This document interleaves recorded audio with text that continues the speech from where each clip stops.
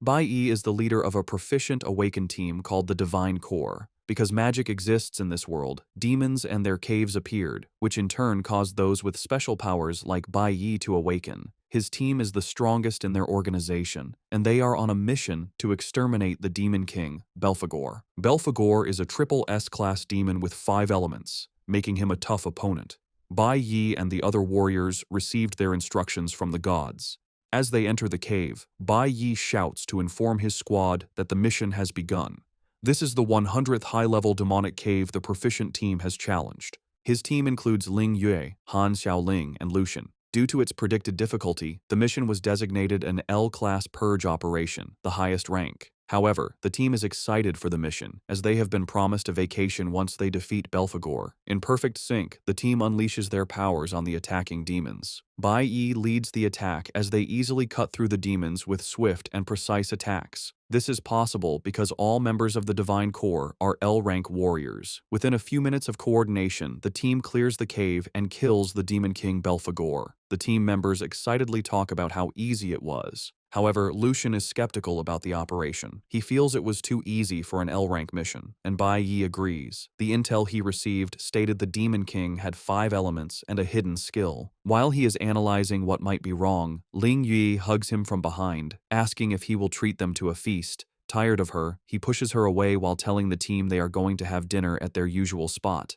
Han cannot believe their captain is throwing away a chance with Ling. Just then, they notice the last member of their team is missing. He hadn't helped during the fight and was nowhere to be seen. The team isn't concerned since they have cleared the mission. Suddenly, he appears behind them, raises his hand, and declares the start of the purge operation. Han is immediately hit in the head with a projectile, killing him instantly. Shock runs through the team as they see Han on the ground, half his head gone and blood spilling onto the floor. While the team is still in shock, the traitor reveals that he was assigned the purge mission by God himself. Bai Yi notices he can't move his body, and the traitor reveals that they have been eating breakfasts laced with paralytic powder for the past month. The traitor then restrains the rest of the team with his divine skill, Forbidden Vines, restricting their movement. He explains that he was assigned the mission to wipe out the team and needed to prepare. While he is arrogantly explaining, Bai Yi and the others ask why he betrayed them. The traitor replies that it is God's decree to wipe out the L-class warriors. He tightens the grip on Bai Yi and the others, forcing them to scream in pain. They slowly lose consciousness as they cough up blood, still asking why their teammate betrayed them. Bai Yi reminds the man that the Divine Core never crossed any lines that deserved death.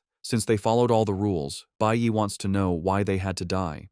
The traitor arrogantly tells them that God doesn't need a reason to kill them. He walks close to Bai Yi, and after choking him with his vines, he punches through his chest. Bai Yi cannot get over the betrayal, as he considered the traitor part of his family. The team had been together for 10 years and was practically inseparable. The traitor laughs at Bai Yi for being naive. He tells him he was never family. From the first day he joined the Divine Core, he has been on a mission for the gods. Essentially, Bai Yi and his team were just pawns. The traitor joined the team to study them and played his part well. Bai Yi and the team finally lose whatever life force they have left and collapse. The traitor stands over them and finishes Bai Yi off with a shot to the head. On that day, May 22nd, 2125, Bai Yi and his team of L-class warriors were killed. Their bodies lie on the ground as the traitor walks off to prepare for his vacation. As Bai Yi's consciousness fades, he suddenly hears a voice demanding they make a deal. He is shocked to find himself in chains in an unfamiliar environment. Standing before him is a creepy man in a suit with a dark aura. Bai Yi looks closer and realizes it's Belphegor, the Demon King. He wonders how the Demon King is alive.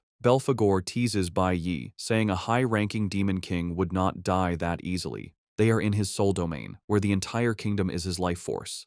Tired of the Demon King's chatter, Bai Yi suggests they get to business. Seeing Bai Yi's anger, the Demon King proposes a deal. Belphegor reveals that his hidden skill is life regression. He tells Bai Yi he can send him to the past, giving him a chance to change the outcome. After being reminded of how his team died, Bai Yi doesn't hesitate to agree to the Demon King's proposition. He is burning with rage and swears to kill the traitor and the gods who gave the orders. The Demon King is pleased and, in addition to helping him, grants Bai Yi another gift. Belphegor's heart. Bai Yi asks the Demon King why he is making a deal with him, but he is sent off before getting an answer. When he opens his eyes, he finds himself in a classroom with his teacher, Huang, yelling at him. Bai Yi has gone back 20 years to the year 2105. This was when Bai Yi was in the middle school division of the nation's Awakened Academy before his awakening. Bai Yi is surprised that he truly came back to the past. The teacher scolds him for sleeping in class, especially a class right before his awakening ceremony. As punishment, the teacher orders him to stand in the back of the classroom. Still in shock, he slowly walks to the back, staring at classmates he hasn't seen in nearly 20 years. The teacher continues the lesson, explaining the 5 elemental powers: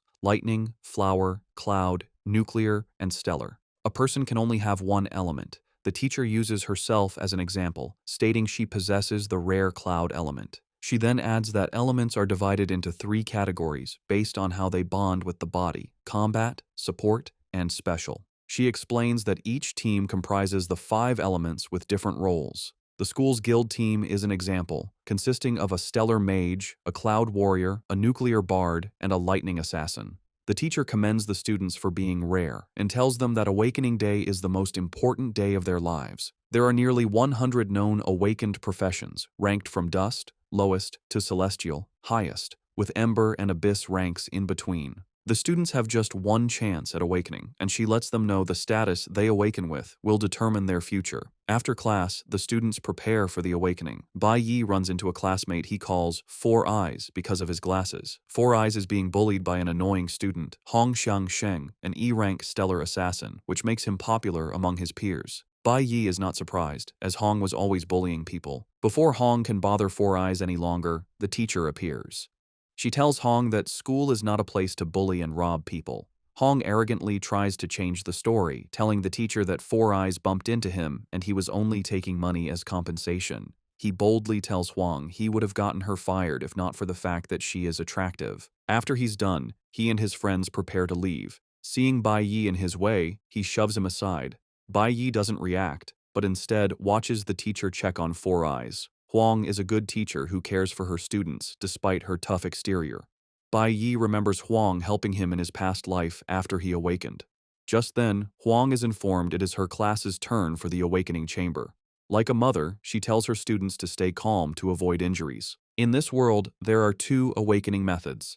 There is a natural awakening, like the one Hong had, which is why he is so arrogant. Natural awakening usually happens to people with strong physical constitutions and talent, activating during extreme emotional moments. The other is the artificial method, where those with potential enter the awakening chamber. The chamber is a product of knowledgeable scientists. Inside, emotions and adrenaline are intensely stimulated. This forces the dormant awakening within potential candidates to activate. Because it only happens once, it is considered the only way for someone to turn their life around.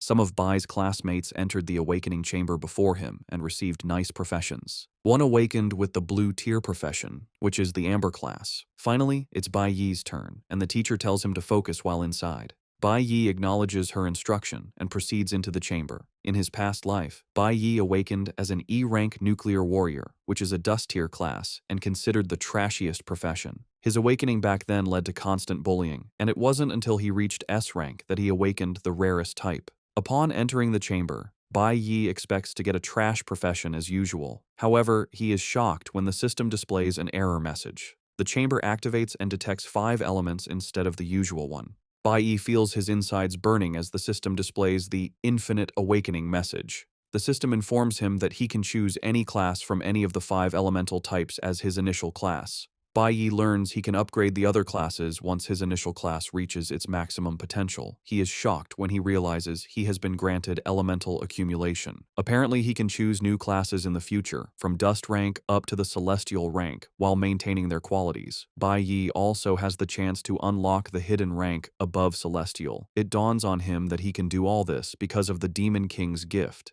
He was given the ability of infinite awakenings, which is unheard of. The system then says all other elemental bars will be cleared once he selects his initial class. After taking his time, Bai Yi picks his class. He steps outside to the teacher, who is excited to hear what he awakened with. Bai Yi tells Huang the disappointing news that he awakened as a nuclear warrior, the worst quality in the green class. Huang is taken aback, but being a good teacher, she still encourages him, saying great men have also emerged from the green class. She urges Bai Yi not to give up, but he humbly tells her there's no need for comfort. Huang overhears the conversation and, as expected, pokes his nose into it. He trashes Bai Yi, saying the teacher is only giving him false hope and that reality is different.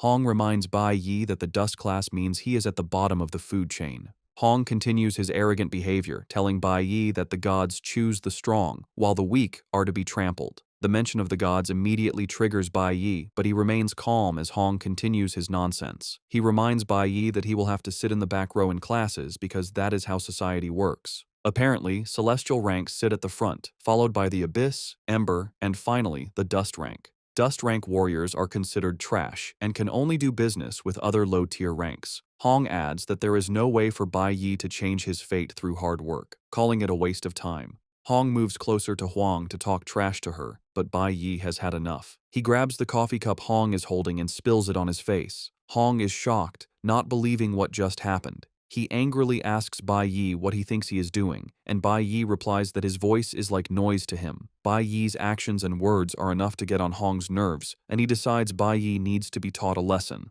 He aims a punch at Bai Yi, and Huang tries to stop him, but it's too late. Unknown to him, Bai Yi is already prepared. Before the attack hits, he conjures a light sword and blocks Huang's attack. He then parries it, throwing Huang into the distance to everyone's shock. Huang crashes to the ground while Bai Yi's pose shows he used minimal effort. Huang coughs up blood as he tries to grasp what happened. The other students watching cannot believe what they just saw. Apparently, Bai Yi intentionally chose the nuclear warrior class because he is already used to it. This was his class in his past life, and he knows everything about it. Huang manages to get back on his feet and arrogantly tells Bai Yi he just got lucky. He mentions that he is an abyss rank and is completely different from trash like Bai Yi. Huang, with her keen eye, figures out that Bai Yi didn't get lucky. She realizes Bai Yi used a top-tier movement skill exclusive to the warrior class. Huang knows the parry skill allows the wielder to nullify an attack while reflecting its full force back to the opponent. She is shocked to see Bai Yi pull it off so easily as it's a skill her master couldn't manage after 10 years of hard practice. Huang is more puzzled that Bai Yi, having just awakened, already has such high combat experience. While Huang is lost in thought, Huang unleashes a short sword, ready to take Bai Yi down. Huang is now really mad and assures Bai Yi he is going to embarrass him in front of everyone. Bai Yi just stands there coolly, revealing that he intentionally picked the dust class. He knows that in the near future, all his critics will see the great side of the dust class, but by then, it will be too late. The students are hyped as the two stand in a fighting pose. However, fighting with powers is forbidden in the school. Huang's father is an important official, and his uncle is the school's dean. Bai Yi, on the other hand, has no reputable family, meaning he has everything to lose. Four Eyes fears he will be expelled if he fights Huang and asks the teacher what to do. The teacher quickly takes the initiative. She steps in, telling them to stop, but Huang is already pissed. He wants to get back at Bai Yi for humiliating him. Huang threatens to beat Bai Yi up, even if he gets on his knees and begs. He sees himself as highly talented, while Bai Yi is just a loser. The teacher also knows Huang is right since the difference in their attributes is great. Huang is an Abyss rank warrior, giving him a 200% boost in all attributes. Abyss ranks are far superior because their attributes are double that of a Dust rank upon awakening, and they can grow while the Dust rank remains stagnant. No one watching, including Four Eyes, believes Bai Yi has a chance. They assume he's going to be crushed. Four Eyes agrees Huang is a disgusting person, but has been surviving by playing the fool to avoid problems. He believes avoiding Huang is the only way to survive since a head-on clash will only lead to an unpleasant end. Once he's done weighing up his opponent, Huang runs toward him. The teacher is worried and screams at Bai Yi to watch out. She assumes Bai Yi plans to parry Huang's attack again, but knows this might not work since the skill consumes a lot of stamina. The speed at which Huang is coming will make the parry useless. Even Huang is confident he has the advantage. Bai Yi, however, just smiles. He has no interest in dodging since he has another card up his sleeve. Just as Huang reaches him, he activates the Flash Blink skill. This is an instantaneous flash effect that lets the user pass through obstacles. It's over in the blink of an eye, and before Huang knows it, Bai Yi has hit him in a vital part of his body. He coughs up blood while trying to figure out when Bai Yi got behind him. He slams the ground in frustration and humiliation while the students are left in total disbelief. None of the onlookers caught a glimpse of what Bai Yi did. The only thing they saw was Hong crashing to the ground. Even the teacher had no idea what happened. However, the class president, Chi Yin, actually saw what Bai Yi did. Chi Yin realizes that Bai Yi has mastered the highest level usage of a warrior's basic skill and applied it during the fight. Meanwhile, the students are all questioning what's wrong with Hong. On the status screen, Bai Yi notices one of his attributes increased because he defeated an opponent. However, he is not impressed with the points, considering them too few. He knows that defeating demons is the only way to get higher points and plans to do so as soon as he can. Still struggling on the floor, Hong is not ready to give up. He tells Bai Yi not to leave as he is not done with him. He grabs his knife and tries to attack Bai Yi from behind, but before he can, they hear a voice telling them to stop. It's the school dean, Hong Lin, who is Hong's uncle. Lin mocks Hong, telling him he has already made a fool of himself, and tells the students to head home. At the mention of home, it registers in Bai Yi's head that he has a home. He had forgotten because he was just reborn, and his parents had already died in his past life. He remembers that something tragic happened on this very day, and before the dean can address him, he frantically dashes off. Even Hong is shocked as Bai Yi runs from the scene. The dean is short of words but turns to Huang, telling her to get her student under control. He promises to overlook what happened, and Huang thanks him. Later, Hong follows his uncle to his office to justify what happened. He claims Bai Yi only got lucky, but his uncle screams at him, saying Bai Yi utterly humiliated him. Leon stood in the distance and witnessed Bai Yi use the flash blink. He explains to Hong that in that split second, Bai Yi found his weakest point and struck it, leaving him defenseless. The dean is pissed because even with his experience, he cannot execute the flash skill with such proficiency. The dean compares Hong's battle with Bai Yi to that of a pro gamer toying with a noob, letting his nephew know that Bai Yi is no ordinary kid. Meanwhile, Bai Yi is rushing, thinking about how important it is for him to get home. He reaches the apartment building quickly, remembering how things went down in his past life. He is ready to stop it from happening again, even if he dies trying. Bai Yi enters the house while his father watches TV and his mother does the dishes. He looks angry as he enters, and his father is surprised he came home early. Bai Yi ignores his father and focuses on his mother. With tears in his eyes, he expresses his gladness that his mother is fine. His mother is mute and communicates with Bai Yi using sign language. She tells him she made his favorite hot and sour noodles, but Bai Yi immediately says he isn't interested in noodles today. He tells her that he wants to eat pickled fish. Bai Yi's mother tries to argue, but finally gives in to her son's stubbornness. She agrees to get the pickled fish, and Bai Yi offers to follow her, but his father stops him, saying his mother can go by herself. He wonders why Bai Yi came back and didn't greet him. He stands up, gets his alcohol, and asks Bai Yi how his awakening went, eager to hear what his son awakened with. It turns out Bai Yi's father, Bai Ling Shang, is a class electric warrior and is fairly strong, which makes him dangerous. Bai Yi tells his father he didn't awaken that day because things took too long. His father demands to know why he came home early if he hadn't awakened. He mentions being disappointed with his friend's son's awakening class and expects his own son to awaken with the Abyss rank. Ling Sheng claims he awakened with the Abyss rank and has poured his sweat and blood into raising his son. Pissed and with a scary aura, he demands to know what Bai Yi awakened with. Engulfed in the aura, Bai Yi lies again that he hasn't awakened. This only makes his father angrier, and he smashes a drink bottle on Bai Yi's head. When he learns Bai Yi awakened with the dust rank, he grows more furious and yells at him. Ling Sheng is a violent man who can't control his emotions. In Bai Yi's past life, his father's fury and embarrassment over the dust rank turned to violence. He hit Bai Yi, but his mother stepped in as she always did. As a weak boy, Bai Yi could only watch as his father beat his mother for an hour. The beating was so severe that a blow to the head left her mentally unstable. He could only cry as he watched his mother get battered in his previous life. Now reborn, he aims to change things. He still doesn't have what it takes to challenge his father, a C-rank Abyss class warrior, and will need time to level up. The tactics he used against Hong won't work here. His father is on another level, with real combat experience. Bai Yi sadly realizes he can't touch his father yet. His father grabs him by the hair, ranting that he regrets Bai Yi was ever born. Bai Yi knows he is in a deep mess. His father came home early to wait for him and won't let him go until he's satisfied. Knowing his father's violence, he wanted his mother away from the house.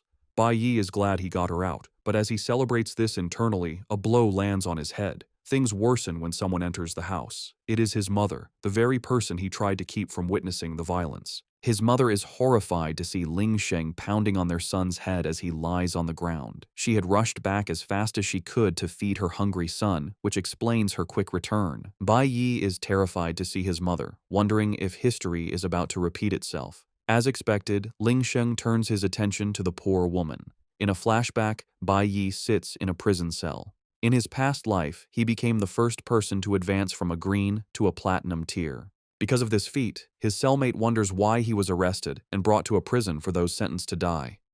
Bai Yi's only statement was that he deserved to die because he beat his mother to death. He was sentenced to death for killing his father in revenge for what happened to his mother. Now, in the present, history is about to repeat itself. As Ling Sheng continues his madness, Bai Yi's mother runs to check on her son. Bai Yi knows he is stronger than an ordinary person who wouldn't have survived his father's punch. His mother tries to help him up, shielding him from his angry father. Ling Sheng continues his rant, telling his wife he was happy when she was pregnant. Since his siblings couldn't produce a son, he believed he was destined to restore the family's glory. However, he is disgusted by what followed. His son, his great hope, awakened with the worst class, dust rank. Ling Sheng screams at his wife, reminding her Bai Yi can't advance because it is a trash class. He blames his wife's genes for the result. Ling Sheng loses control and raises his hand to hit her, but Bai Yi won't allow it. He uses Flash Blink to get past his mother and block his father's attack. Ling Sheng is thrown backward and smiles heroically. His mother is worried, knowing what is coming next. Ling Sheng gets to his feet and arrogantly walks toward his son, intending to beat him to a pulp.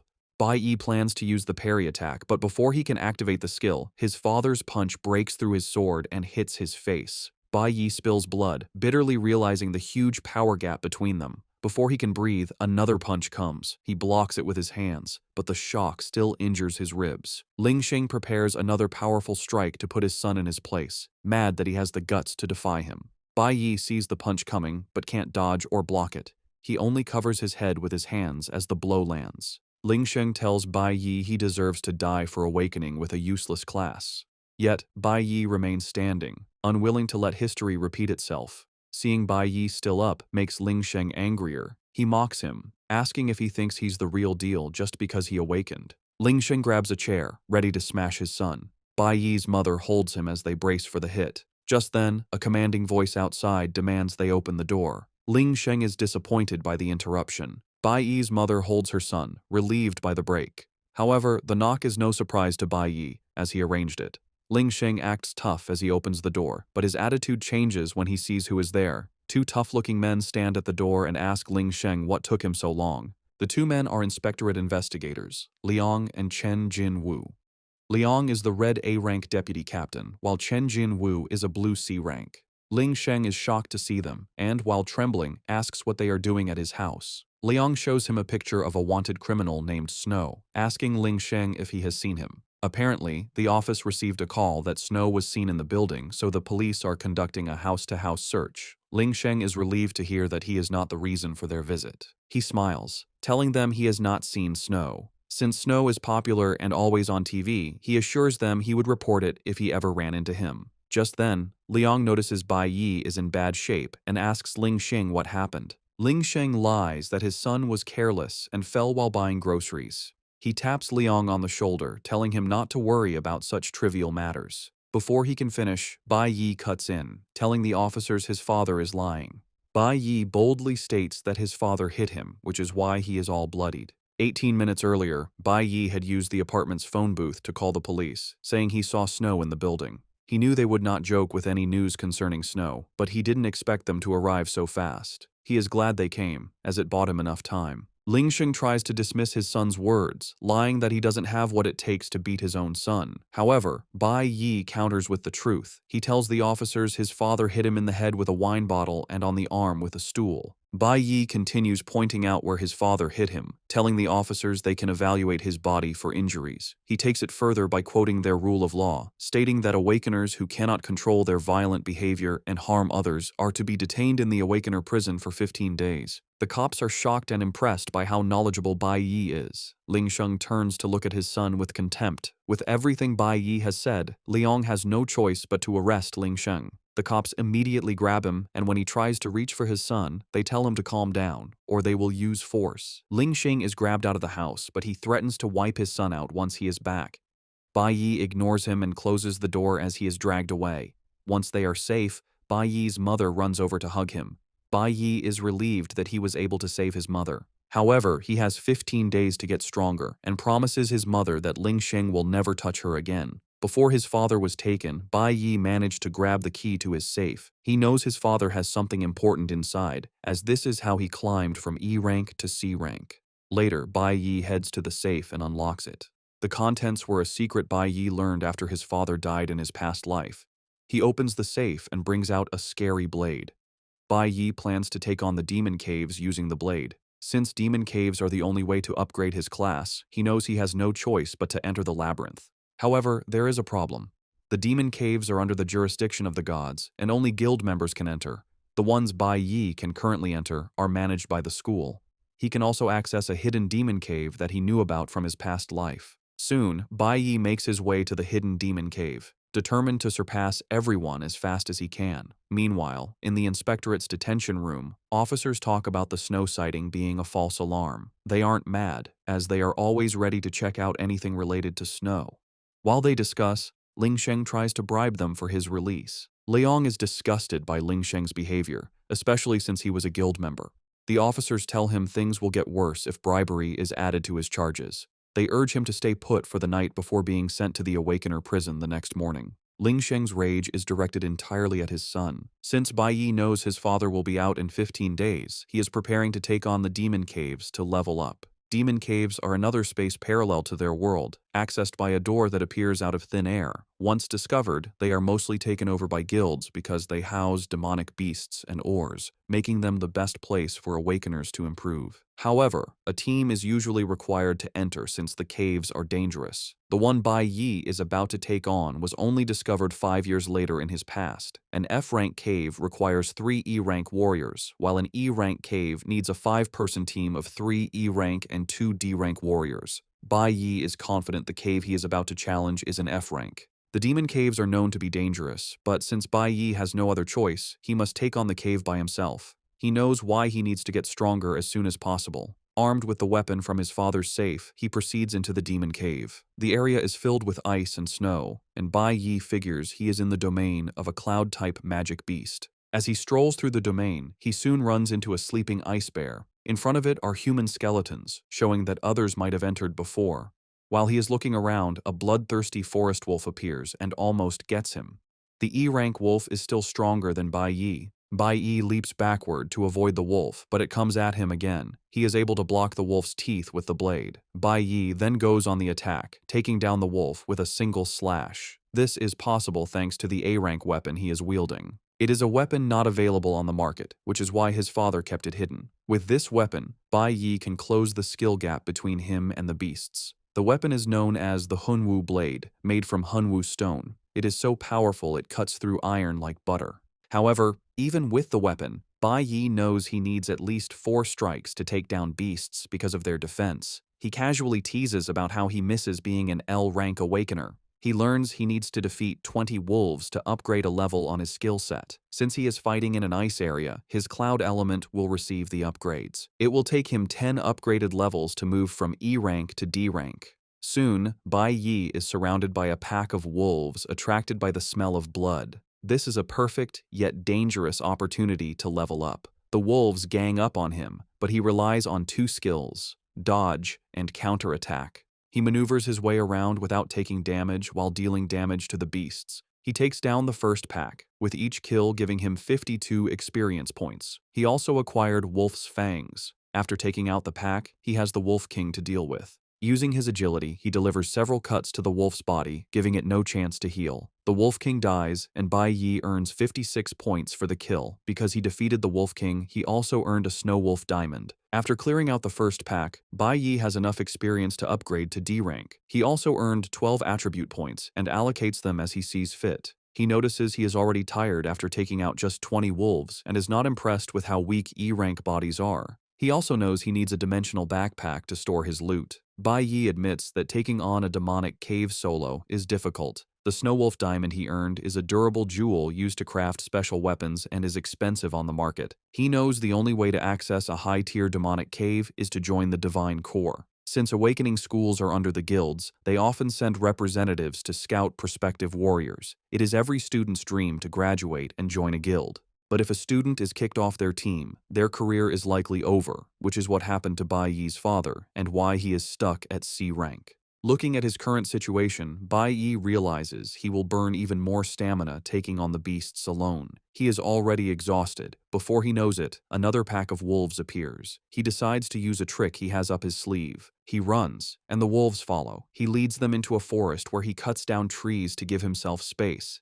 This disturbance attracts the forest's other beast, the cloud python. Now Bai Yi has wolves and pythons to deal with. To get out of the situation, Bai Yi kicks his plan into motion. He lets off a loud explosion, hoping it wakes one particular beast. His plan works as the sleeping frost bear angrily emerges from its den. The enraged bear attacks whatever it sees. The wolves and pythons are not safe from the bear's rage as they all get smashed. While the bear is rampaging, Bai Yi cleans up from behind, earning a bunch of experience points. He continues with these tactics, earning points and obtaining python fangs and wolf fangs. Bai Yi uses the beast's weakness against them. They are aggressive but lack brains. By using the bear against the others, he conserves stamina. However, he still needs to finish them off to gain experience. After fighting for some minutes, Bai Yi is exhausted. He decides to move to the next phase of his plan. Once the beasts are lined up, he hits the ice floor and breaks it to kill them. He has been analyzing the terrain and noticed they are on an ice bridge suspended between two cliffs.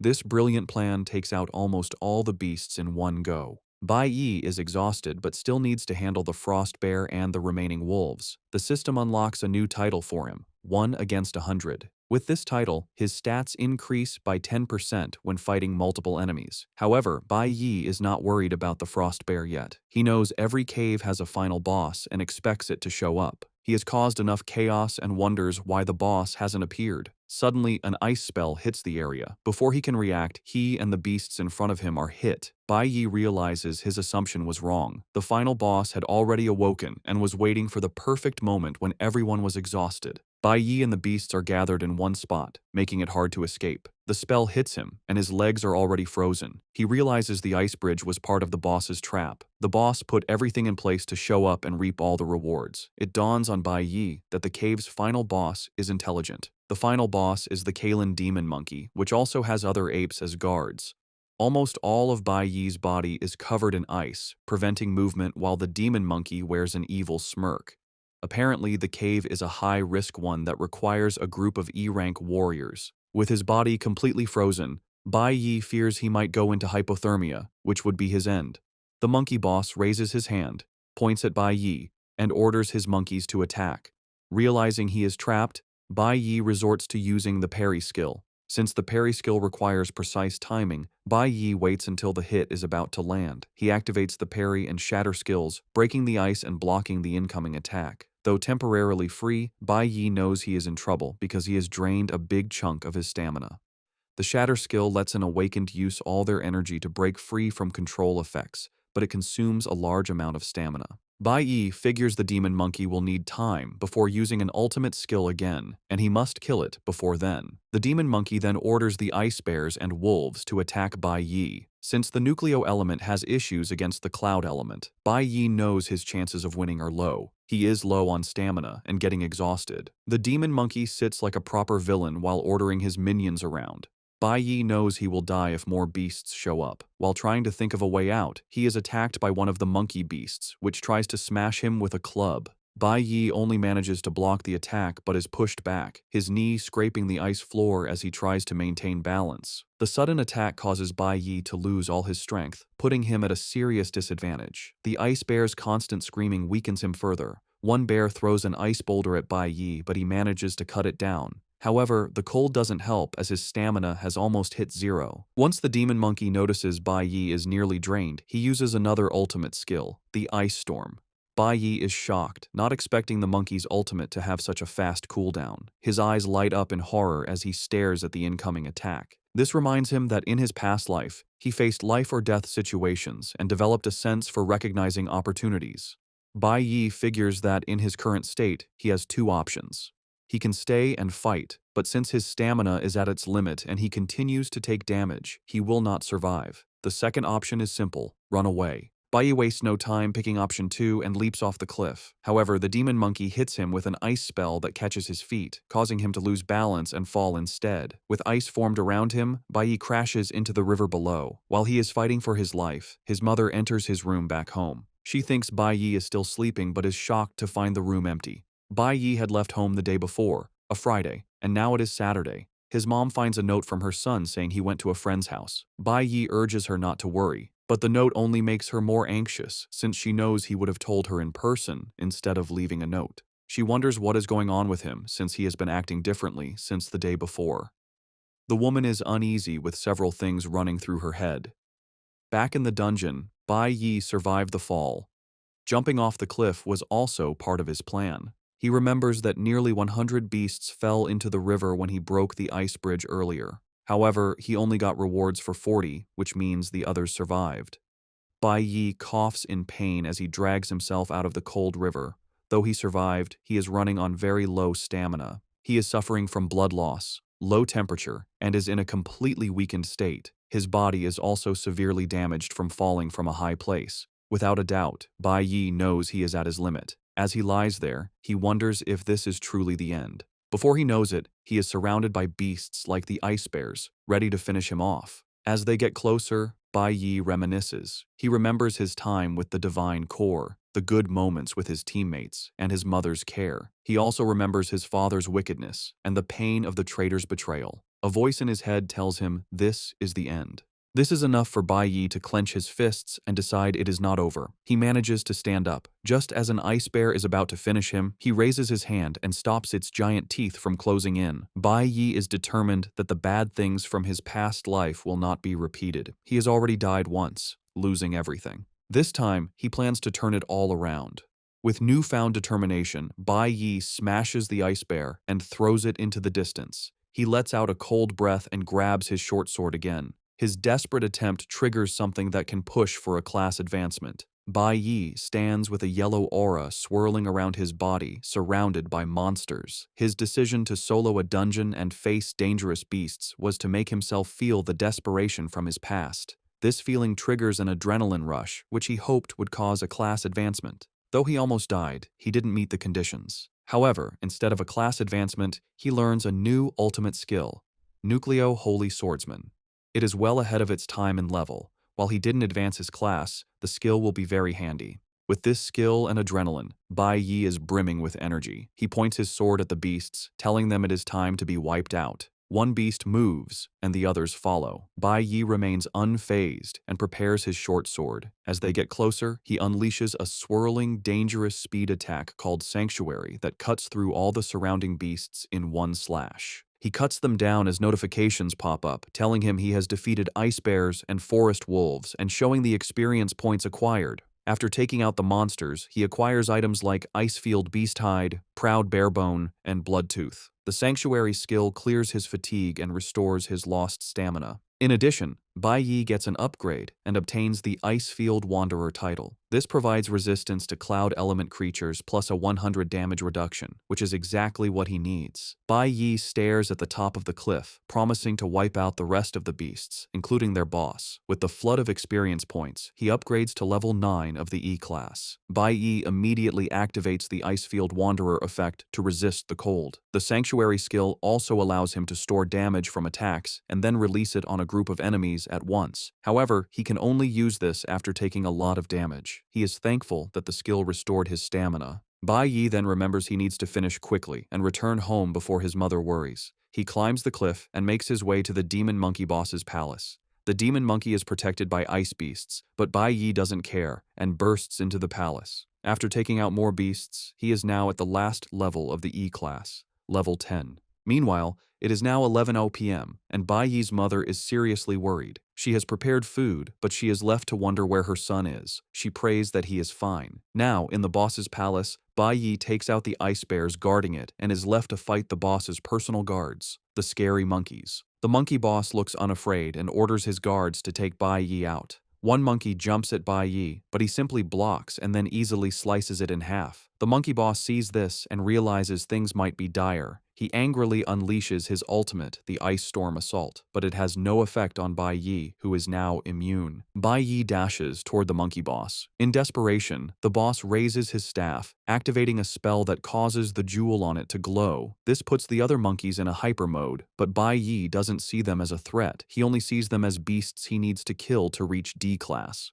Bai Yi cuts through the beasts like they are nothing before relieving the monkey boss of one of its arms. The boss screams in pain as blood spills from the severed limb. Before it can do anything else, it finds Bai Yi looking at it with a death stare. Bai Yi unleashes a series of cuts on the boss's body, defeating it. A notification pops up, telling Bai Yi he has successfully defeated the D-Class Cloud Element user, the King of the Azure Forest, and gained 1,000 experience points. He also advances to the D-Class Nucleo Warrior. After this, he sees items to pick up. Because of the experience he gathered fighting a Cloud Element enemy, the system tells him a new profession is about to awaken. Bai Yi is shocked, having forgotten about this. A red and blue aura emanates from his body. He awakens the Cloud Element Mage profession and can now switch professions at any time. Bai Yi is excited to have awakened a red profession, even at E class. Unlike the Nucleo class with its 100% bonus, the red class comes with 200%. The red class's strength is already on the same level as his current class.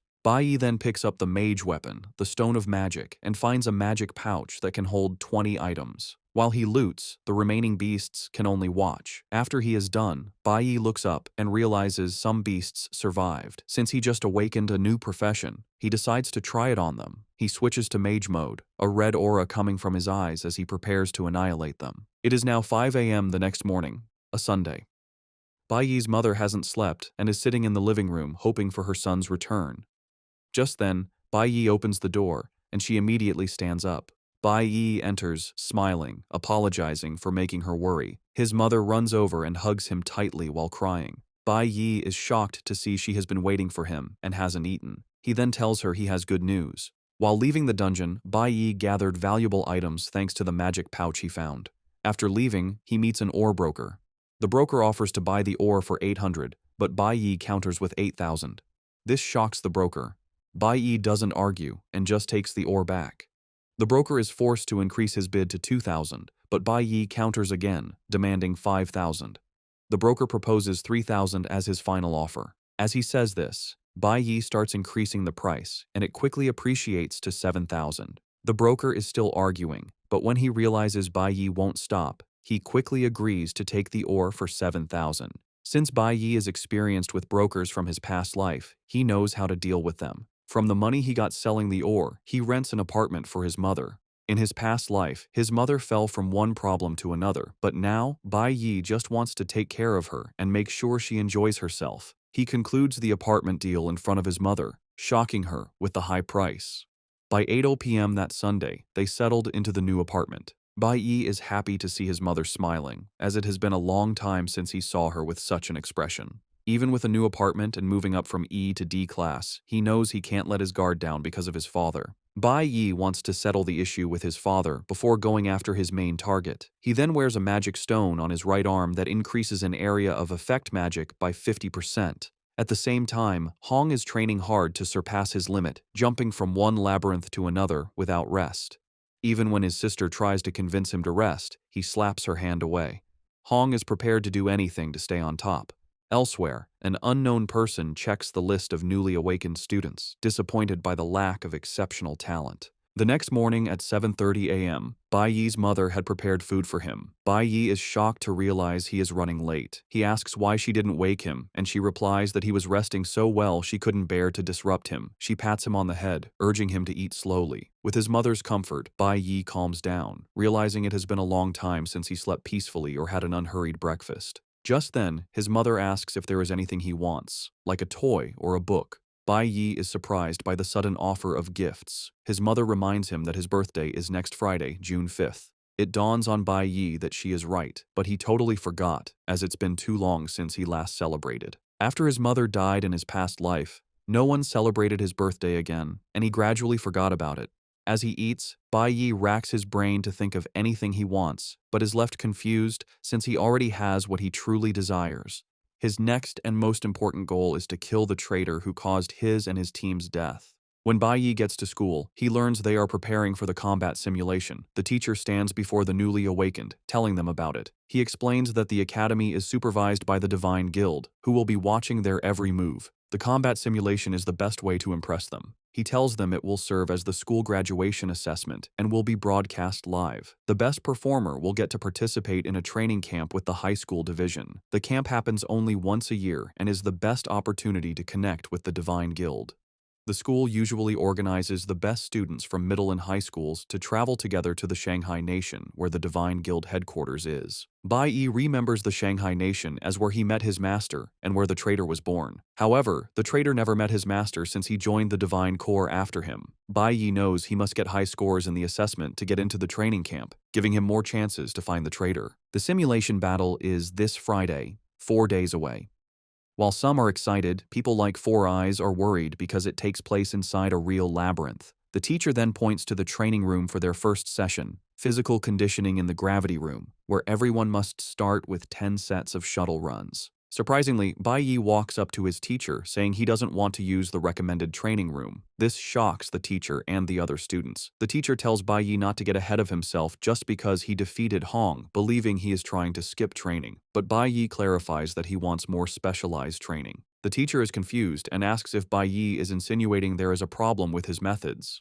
Bai Yi reveals that physical conditioning is necessary for most awakeners, so the gravity room isn't a bad option. However, he believes the shuttle run is only best for classes like assassins and warriors, which require speed and coordination, and not everyone needs this. He tells the teacher that classes like mages and chanters are better suited to train in the element room. He adds that everyone should be allowed to train differently since their classes are used differently. The teacher hears this and points out that Bai Yi is basically teaching him his job. Qian overhears and is shocked. She realizes Bai Yi's proposed training method is the same one a Divine Corps training officer, Mr. Dong Yang, mentioned. However, it's a new method, and she would only know about it because her father brought home the videotape. Qian is surprised that Bai Yi came up with the same idea. Specs tells Bai Yi to avoid being blunt with the teacher, who is the school's most authoritative trainer. Instead of getting angry, the teacher pats Bai Yi on the shoulder, smiles, and says the training method he mentioned is interesting. The teacher then explains that with so many students, it would be difficult to cater to everyone's specific needs in the short term. He points out that the combat simulation assesses student performance, and if done wrong, it could derail a student's entire life. Bai Yi remembers that though he had a bad family, his teachers supported him in his past life, helping him grow into a responsible person. He turns to the teacher, assuring him he won't let him down. The teacher then asks Bai Yi how he intends to train as a nuclear warrior. Bai Yi suggests turning on the elemental suppression in the element room to its maximum setting. This shocks the teacher and even Specs. Bai Yi lies, saying that even though he is a warrior, he wants to balance his abilities to challenge his weaknesses, hiding the fact that he wants to train his mage profession. Just then, Qi Yin raises her hand, saying she is also interested in practicing elemental control. The teacher gives in and tells the two to do as they please, but urges them to do their best during the final assessment. Qi Yin walks up to Bai Yi, suggesting they practice together, but he quickly tells her he is entering a private room, rejecting her. Qi Yin claims the rejection has fired her up to do her best. While training in the elemental room, Bai Yi has some difficulty, as he is still new to the mage profession, but plans to master it in the short time he has. He also plans to hide his ability to switch professions since the school is under the god's supervision, and every student's move is watched. He wants to avoid becoming an early target for the gods. Meanwhile, Qi Yi trains with only 1% elemental suppression, thinking she can rival Bai Yi's strength. Bai Yi is also not ready to interact with his classmates, wanting to protect them. After school, Specs and his friend catch up to Bai Yi, telling him to slow down. The two were Bai Yi's best friends in middle school in his past life. Because they were all weak, they shared the same fate of being bullied. Having his weak friends around was the only happy moment he had in middle school. Now aiming for revenge, Bai Yi doesn't think he needs social interactions. To get away, he gets on his bicycle and rides off, leaving them behind. They can't believe he ran off again, as they were supposed to be an unbreakable trio. Specs points out that Bai Yi has totally changed since the awakening, now seeming like a confident person. Moments later, they catch up to Bai Yi, who is waiting for them. He tells Specs to get his lungs checked when he is free. The two are happy he finally stopped, but Bai Yi shatters their hopes again, telling them they are too slow to keep up with him. He gets on his bike and rides off, leaving the two in shock. In his past life, Specs was suddenly diagnosed with a lung disease and passed away shortly after. Bai Yi wants Specs to stay alive and healthy, even if they don't become friends. On the other hand, Specs believes that Bai Yi is still the same person, even though he now appears cold. At the recruit training ground in the Shanghai nation, two men talk about a new recruit who has been performing well. The recruit has the same hair as the traitor who betrayed Bai Yi and his team. That evening, when Bai Yi returned home, he told his mother to avoid going out alone. He assures her that he will always return home early with groceries. Bai Yi is worried because he knows the environment is not entirely safe for his mother and he needs to provide a better place for her. At the Awakeners prison, Ling Sheng is already making a deal with one of the chefs. The next day, Tuesday, Bai Yi has managed to familiarize himself with how mages operate, realizing the key is casting time and calculating the required elemental power. While he is pushing the training room to its limits, his friends are struggling with shuttle runs. The training continues the next day, and afterward, Specs and his friend ask Bai Yi to join them for dinner. As expected, he bluntly refuses, saying he needs to return home early. However, he leaves his friends with some advice, telling them a secret technique for archers. The friend, who is an archer, rejoices after hearing the advice. By Thursday, Specs visits the clinic, where the doctor tells him he is very lucky to have come in. The doctor informs him that a fast-growing parasitic tumor is in his lungs. The doctor tells Specs to schedule surgery at a major hospital soon to have it removed. Specs thanks the doctor and assures him he will make an appointment. As he leaves, he remembers that Bai Yi was the one who warned him about his lungs. He wonders how Bai Yi knew there was a problem, which adds to the mystery surrounding him. Just then, he hears some guys talking about Hong. Hong has reached E-Class Level 4, and they believe he will be the best performer in the assessment. It turns out his family has a private labyrinth, which Hong has been using to level up as part of their private army. This is when the trio mentions something that catches Specs' attention. Hong is planning to teach Bai Yi a lesson after school for what happened last weekend. The trio talks about how pissed Hong is, and that he is even planning to kill Bai Yi. Hong has armed himself with a weapon to be more dangerous. Specs hears this and realizes his friend is in grave danger. Worried, Specs swings into action, deciding that helping Bai Yi is the best thing he can do. He dashes through the school hallway, thinking about the useless tricks Hong might try. Specs worries that Hong might have gathered his goons to help beat up Bai Yi. He suddenly stops, thinking of how useless he will be even if he tries to help. He wants to back down, but then he remembers that Bai Yi helped him. He considers Bai Yi his brother and is prepared to sacrifice himself to save him.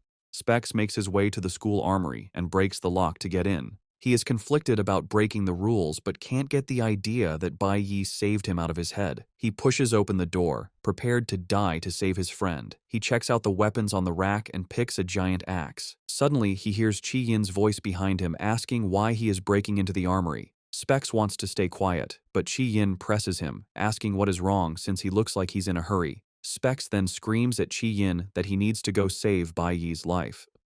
Meanwhile, Bai Yi has noticed he is being followed, but he reaches an alley before telling whoever it is to step out. Hong steps out, looking menacing with a sword in his hand. He tells Bai Yi that he is there to settle their score. Bai Yi turns with a pitiful face, asking Hong if he thinks he has what it takes to defeat him. Hong replies that he is positive he can take Bai Yi down. He says this while dashing toward Bai Yi with his skill called Accelerate. Hong claims he has been training non-stop since the incident. In addition to accelerating, Hong activates another skill to appear behind Bai Yi. Just before he can land a hit, Bai Yi moves very fast out of the way. Once there is an opening, he grabs Hong and smashes him to the ground. Hong gasps in pain, realizing Bai Yi's attack power is far higher than his own. He cannot believe this is possible, and Bai Yi tells him he is not the only one who has been training. Bai Yi whips out his dagger and smashes it into the ground beside Hong's head. Hong finally realizes that Bai Yi is well ahead of him in power and strength. They may be the same age, but Hong figures out the menacing figure in front of him is someone he can never surpass. Hong is shocked that Bai Yi leveled up too and screams at him, asking what his level is. He refuses to believe it, asking how he did it. Hong reveals he engaged in extra training just to get to level 4, which took a lot of hard work. He can't believe Bai Yi is still faster.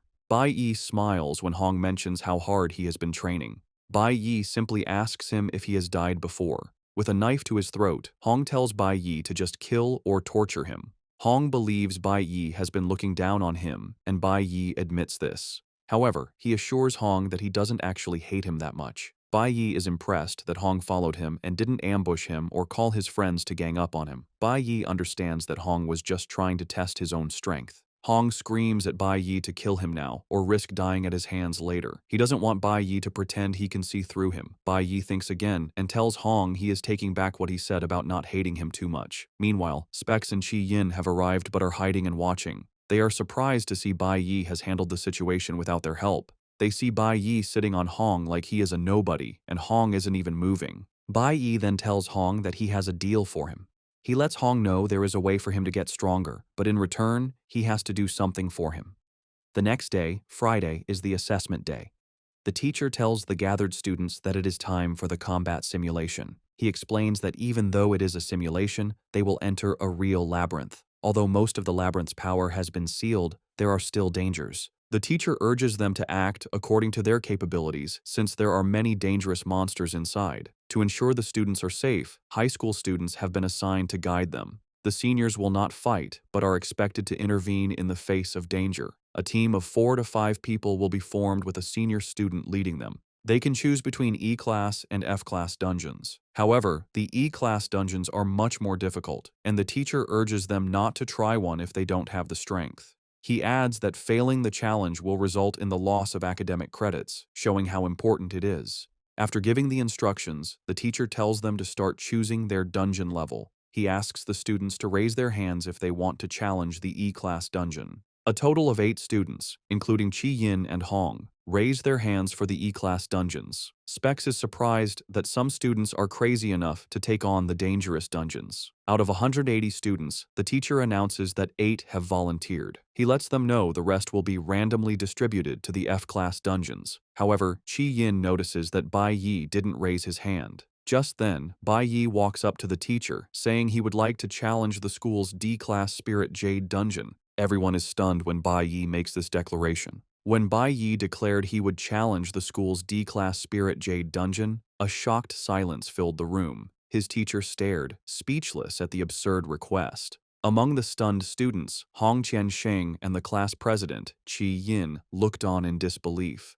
The teacher quickly recovered and told Bai Yi he must be joking, stating that no one challenges a D-class dungeon right away and refused his request. However, Bai Yi's intense gaze showed he was completely serious. Just then, the dean of the junior high division, Hong Liang, stepped forward. He explained that D-class dungeons are very dangerous and normally for high school students who have reached D-class or higher. Unfazed, Bai Yi countered that the combat simulation rules allow students to choose their own level. He continued, saying the school's purpose is to find exceptional talent for the Divine Guild, and the criteria for such talent include bravery and strength. Bai Yi then asked if the dean really intended to deny him the chance to demonstrate those qualities. Cornered by Bai Yi's logic, Dean Hong Liang gave in slightly but presented a new problem. All dungeons must be entered as a team. Bai Yi immediately replied that he could do it alone.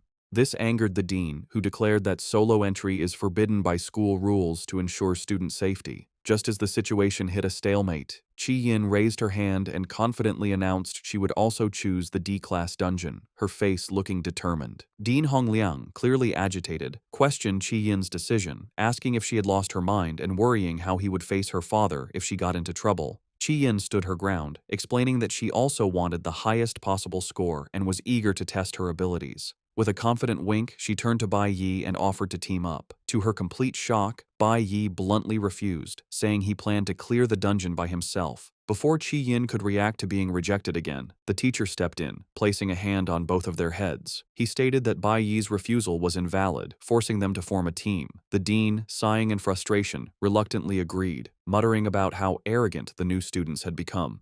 The teacher then pointed out a new problem.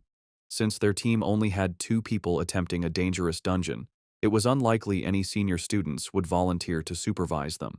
Just as it seemed their challenge was impossible, a hand shot up from the group of seniors. A charismatic young man stepped forward with a charming smile, declaring that the flowers of the motherland always need someone to protect them.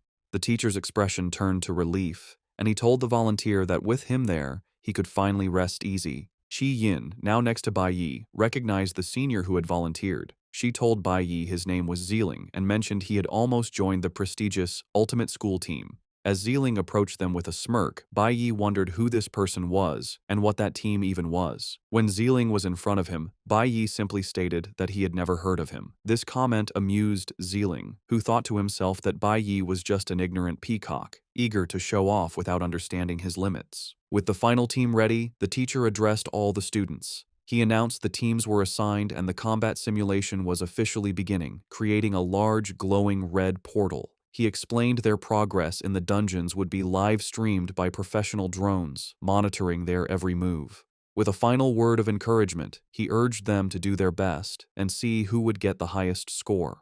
As the students prepared to enter, Bai Yi stared forward with intense determination. The Awakened Academy was established on the site of a massive, conquered demon cave. Over time, this major cave created many smaller, lower-level portals within the school grounds, used by both junior high and high school divisions. These new dungeons, with power levels mostly between F and D class, served as perfect training grounds for the students. As students like Specs and his friend entered their portals, the combat simulation began. Inside their portal, Bai Yi, Qi Yin, and their senior supervisor Zeeling were followed by a drone.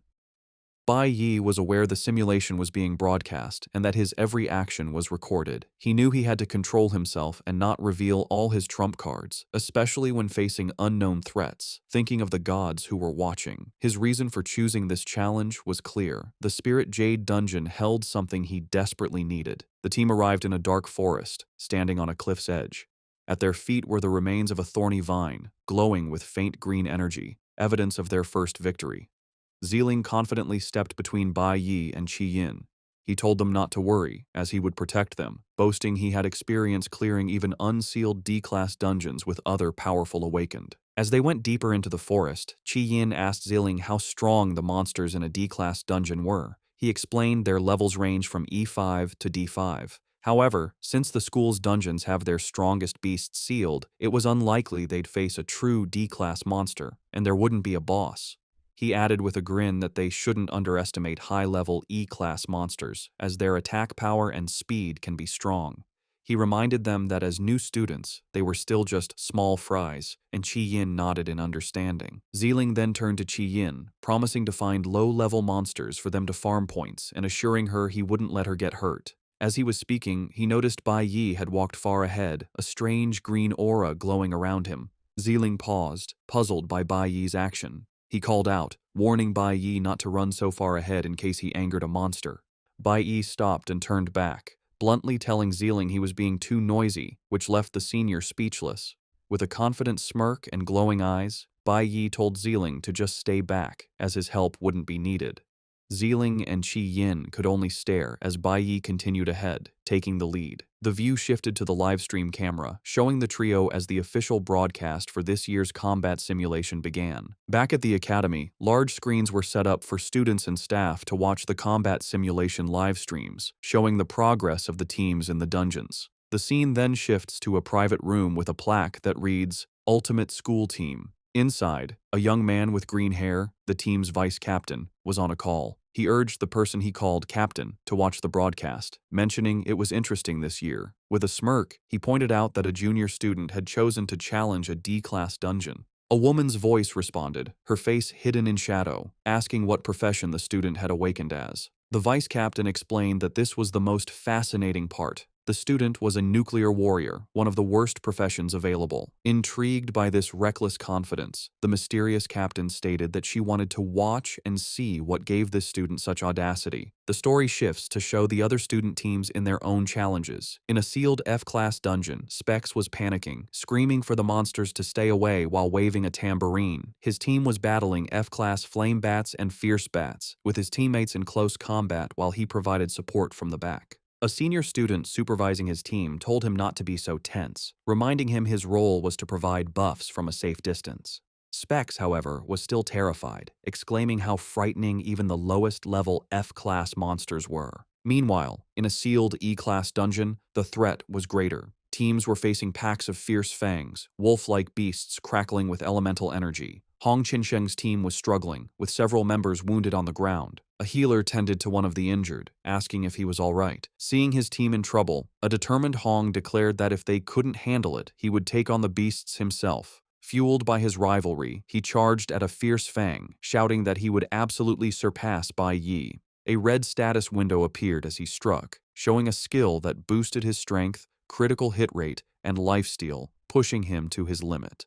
The scene cuts back to the sealed D-class dungeon where Bai Yi had just unleashed a powerful attack, a green slash of energy cutting through the air. He stood calmly, surrounded by the bloody corpses of several fierce beasts. System notifications confirmed his kills, with each E-class monster granting him 30 experience points. His teammates, Ziling and Qi Yin, watched from a distance in disbelief, their supervisor stammering as he asked how Bai Yi had possibly done it. Before he could answer, a new threat appeared. Two massive, multi-eyed spider monsters crawling toward them.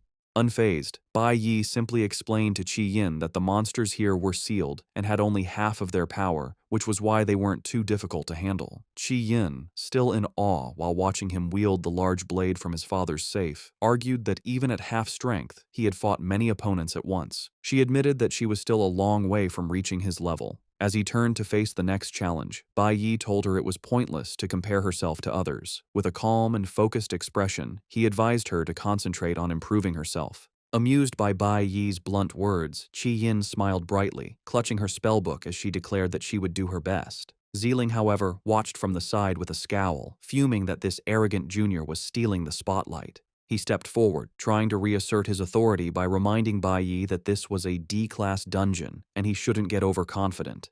Patting Bai Yi's hair condescendingly, Ziling acknowledged his performance was good for a first-timer, but warned him that this dungeon had 3 caverns and wouldn't be so easy. He began to give tactical advice, ordering Qi Yin to deal with monsters from the right. Without pause, Bai Yi interrupted, stating that he would take the left side, leaving Ziling flustered and ignored. The team now stood in a large cavern with the bodies of defeated beasts. Before them, the path split into 2 tunnels, and at the far end of the cavern, a massive, glowing red magical seal pulsed. As Bai Yi ignored him and spoke directly to Qi Yin, Ziling's frustration grew. Bai Yi asked Qi Yin if she could handle the lower-level monsters on the right path by herself. Sidelined, Ziling could only watch, thinking how disrespectful this junior was. Bai Yi explained to Qi Yin that the purpose of the simulation was to test their individual abilities, and she needed to prove her own strength. He then asked her a simple question. Didn't she want to get a good score? That was all the motivation Qi Yin needed. Her expression became firm as she declared that she understood and could do it. With the plan set, Bai Yi walked down the left path alone, while Qi Yin and Ziling took the right. Watching Bai Yi's back as he left, Ziling's face twisted with rage. Muttering a curse, he decided that if Bai Yi wouldn't learn the easy way, he would have to be taught a lesson the hard way. In a flash of golden light, he summoned a glowing bow, his intentions clearly turning malicious. Back in the viewing room, the teachers and students were watching Bai Yi's live feed in amazement. Screenshots from the drone footage showed him single-handedly taking down hordes of E-class monsters. One viewer exclaimed that it was incredible how many beasts Bai Yi had already defeated. A teacher asked what his current level was, and another replied that his official report still listed him as E1, though his real level was unclear.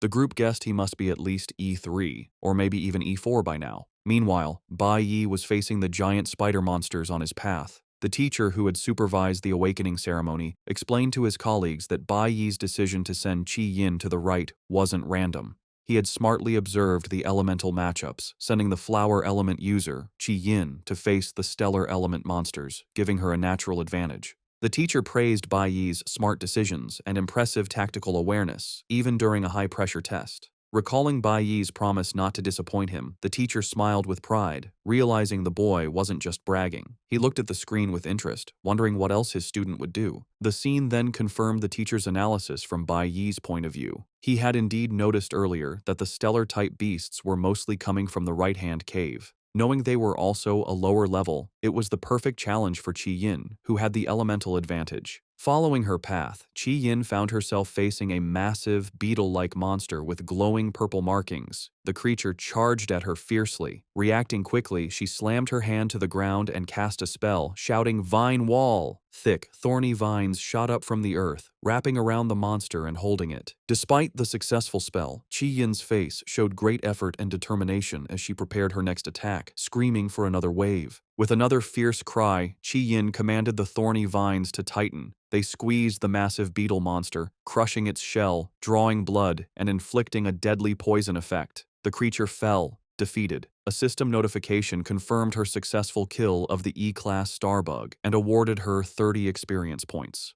Qi Yin clenched her fist in triumph. Her face lit up with pride as she exclaimed that she had done it again. From the entrance of his own path, Bai Yi had been watching her progress. He noted that mages, even at the E-Class level, already have their basic class skills. In Qi Yin's case, it was the ability to create a poisonous wall using plants, a skill known as Vine Wall. Bai Yi was genuinely impressed. For her first time in a dungeon, she was very calm while facing monsters stronger than herself. She also had the tactical sense to use her wall skill not just for defense, but to trap the monster and create a smaller kill zone. He concluded that she definitely had a natural talent for combat. Having confirmed she could handle her side, Bai Yi turned his full attention to the massive, glowing red seal at the end of his cavern. Flames of 5 different elements flickered around it, and he figured the dungeon's sealed D-class monsters must be behind it. With Qi Yin handling the beasts on her path, he was free to focus on his own, more dangerous goal. As he approached the seal, Bai Yi considered his strategy. He was confident he could get a high score while hiding his true strength, even with the drones broadcasting his every move. However, he needed to carefully plan his next step, especially with such a powerful seal in front of him. Meanwhile, watching from the entrance to Qi Yin's path, Zealing was furious. He couldn't believe the nerve of these juniors, who were completely ignoring his authority. Deciding that if they were so confident, he would show them a real challenge, his eyes fell on the magical seal in the main cavern. In an instant, he appeared behind Qi Yin. Drawing his golden bow, he aimed not at a monster, but at the ground in front of her. With a malicious grin, he declared that they should try this, and unleashed a bright arrow of light. The arrow struck the earth with explosive force, narrowly missing Qi Yin but blasting a deep, dark hole in the ground. Qi Yin spun around, confused by the sudden attack. Xiling, pretending to be innocent, casually asked why she had dodged, claiming he was just trying to help her by adding a buff. But from the new pit, a menacing growl echoed, and the glowing shape of a massive creature emerged. Before Qi Yin could react, a ferocious, two-headed lion leaped from the chasm, charging at her with terrifying speed. A system window identified the beast as a level 11, D-class twin-headed violent lion. The sudden appearance of such a powerful, unsealed monster left Qi Yin frozen in terror. Sensing the sudden surge of powerful demonic energy, Bai Yi immediately spun around, his attention drawn to the noise on Qi Yin's path. The twin-headed lion, now fully emerged, roared as its body burst into flames. Reacting on instinct, Qi Yin threw her hands forward, desperately trying to hold the beast with her thorny vines. However, the lion's intense fire was too powerful, easily burning through and snapping the vines. With its path cleared, the beast lunged, its massive jaws wide open and ready to devour her. Frozen in terror, Qi Yin could only think it was over. From a safe distance, Zealing watched with a cruel grin, drawing his bow once more as if to add to the chaos. But just as the lion was about to strike, Bai Yi activated his Accelerate skill, a notification confirming a temporary 50% increase in his speed. He shot forward in a blur, intercepting the fiery beast mid-lunge. The sudden move caught Xiling completely by surprise. In a split second, Bai Yi shoved Qi Yin out of the way. Pushing his speed to its limit, he triggered the flash blink effect, allowing him to phase through the lion's attack and land a devastating blow on its head. The powerful strike sent the massive creature reeling backward as Bai Yi landed gracefully, placing himself between the monster and a stunned Qi Yin. Now standing defensively with his large blade, Bai Yi was surprised by the D-class monster's incredible speed, realizing this would be a difficult fight. Xiling watched the chaos with a twisted grin, thinking he knew this dungeon inside and out. He was aware that while most D-class monsters were sealed, there was always one leaked twin-headed lion that would spawn. He gloated to himself, convinced that no matter how arrogant these rookies were, they stood no chance against a true D-class monster. His sinister plan was revealed as he thought about the final detail. The lion had been enhanced by his own skills. A glowing red status window appeared over the enraged beast, confirming Xiling's trick. The lion was in a light arrow state, its gravity reduced, and its damage and speed massively increased. Xiling mentally called it the fastest twin-headed lion. Another status window showed the lion was also berserk, granting it another 10% attack and 50% speed boost. Facing this impossibly strong foe, Bai Yi's expression turned grim. Clutching the dagger from his father's safe, he wondered if he would be forced to reveal his full strength to survive. Turning to Qi Yin, he told her to retreat to a safe distance, saying this was a monster she could not handle. Qi Yin looked on with frustration and anger at herself, cursing her hesitation from moments before. The massive, flame-covered twin-headed lion leaped into the air, hurtling directly towards Bai Yi and Qi Yin. Just as Bai Yi prepared to face it alone, Qi Yin, her face full of fierce determination, thrust her hand forward and shouted her spell, "Vine Wall!" In an instant, thick, thorny vines shot up from the ground, catching the lion midair and wrapping tightly around its body. Not letting up, Qi Yin poured more power into her spell, screaming for another layer. With a final roar, she unleashed a triple-layered vine wall, completely trapping the fiery beast and temporarily stopping its attack. Bai Yi looked on, surprised by her sudden display of power. Turning to him, Qi Yin asked if she could join him in the fight, promising not to hold him back. She declared that even though it was a D-class monster, she wanted to face it with him. From the sidelines, Xiling watched in disbelief, wondering if the girl had lost her mind since she had almost been eaten just moments ago. A small smile touched Bai Yi's lips as he commented on how quickly she had adjusted, admitting he thought she would have been paralyzed with fear. Qi Yin responded with new confidence, stating that she had worked too hard to be defeated here. Now standing side by side, they prepared to face the restrained D-class monster together, ready for the real battle to begin. Looking at Bai Yi with a confident smile, Qi Yin said she trusted him completely, stating that with him by her side, she knew she wouldn't die. Bai Yi, always practical, immediately cautioned her, reminding her she had used a lot of power on the triple-layered skill and that her energy was limited. Qi Yin simply replied that she knew. This exchange made Bai Yi remember Qi Yin from his previous life. Even back then, she had been a star in their middle school. A flashback showed a younger Qi Yin confidently introducing herself to the class, declaring her dream was to join the Divine Guild and become a divine priest. Bai Yi remembered her as a confident, optimistic, and kind girl. Despite coming from a powerful family, she was always friendly and served responsibly as their class president. He had lost track of her later in his past life and assumed she lived an ordinary life, but in this timeline, he knew one thing for sure: she was someone he could trust. With this reliable ally by his side, Bai Yi felt confident he could pass the assessment while still hiding the true extent of his powers. However, Xiling, watching from the sidelines, scoffed at their new teamwork. He sneered, thinking they were fools to believe they could handle the beast, pointing out that the vine wall wouldn't hold it for more than a few seconds. Real combat wasn't won on confidence alone, he thought angrily, convinced that with their little strength, they had no chance against the enhanced D-class monster he had unleashed. With a cruel smirk, Xiling decided to wait. He would let them struggle and fail, and only when they were desperate enough to beg for his help would he step in. At that moment, he would teach them a harsh lesson about respecting their elders. Just as this thought crossed his mind, the twin-headed lion let out a final, earth-shaking roar and, with a massive surge of power, completely shattered the vines that were holding it. With the enraged beast now free, Bai Yi quickly made a plan. He told Qi Yin he would lure the lion, identifying it as a nuclear type, and told her to watch for the perfect moment to strike. Qi Yin immediately understood. With a shout, they split apart, baiting the fiery lion into a reckless charge. Bai Yi knew that since he had been the one to injure it, the beast's anger would be focused entirely on him. He deliberately led the enraged creature toward a large body of water at the edge of the cavern. Without hesitation, he dove in, and the lion, blinded by its fury, plunged in right after him. Underwater, Bai Yi used his incredible speed to move around the now clumsy, waterlogged beast.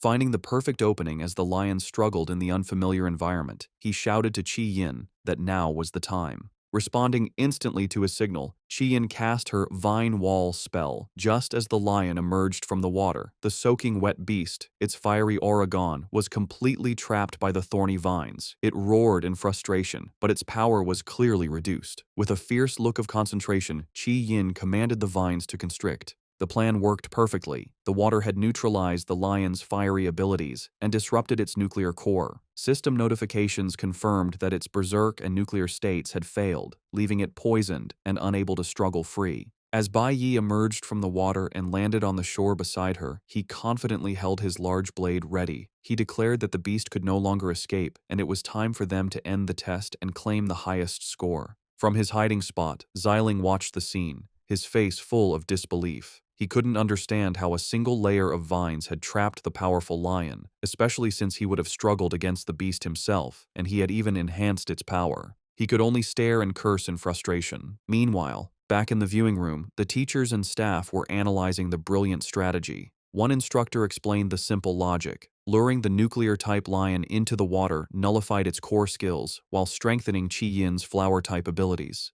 Bai Yi's teacher praised him for his excellent reactions and leadership, noting how he used basic elemental counters and teamwork to defeat a much stronger monster. The staff concluded that the top spot was now decided. Only the final blow remained. They excitedly discussed that once the footage was submitted to the guild, Bai Yi had a real chance of getting the highest score in the Academy's history. But just as they awaited the final strike, the live feed suddenly went black. The viewers were left confused, wondering why the broadcast would stop at such a crucial moment.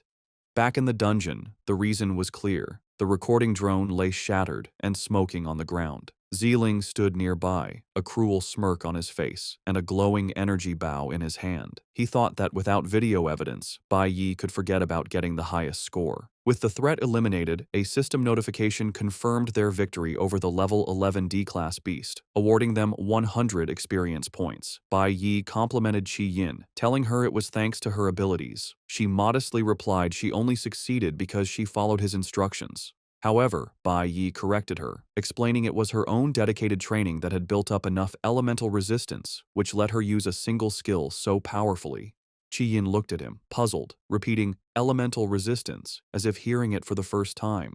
Just then, a disgruntled Xiling emerged from hiding. He condescendingly told them that now that the boss was defeated, they could save their chatting for outside. Bai Yi and Qi Yin simply turned to face him with cold, unimpressed stares.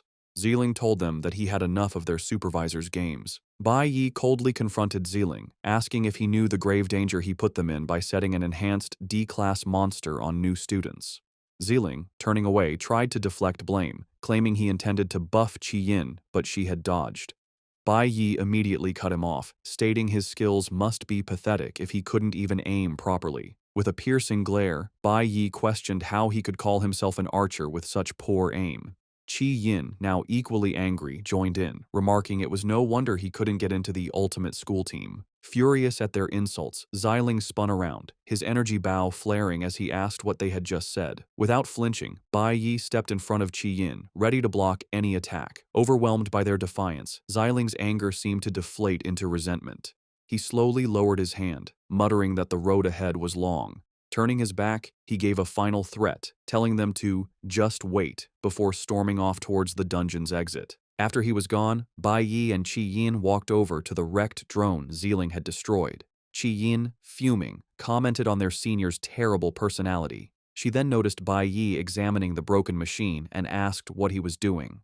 Bai Yi explained their supervisor had destroyed the camera to stop them from getting a high score. Since no one could see them, Xiling would have to leave and get a new drone. Bai Yi then pointed out that everyone else was far away in their own dungeons, which gave them plenty of time. With a small, calculating smile, Bai Yi remarked that Xiling had actually done them a favor. He now had the perfect chance to do the rest of the things he had planned. Qi Yin could only stare at him with wide-eyed confusion, asking what he meant and what he was planning to do. Bai Yi led Qi Yin back to the central cavern, stopping in front of the massive, pulsing red seal that held the dungeon's strongest monsters.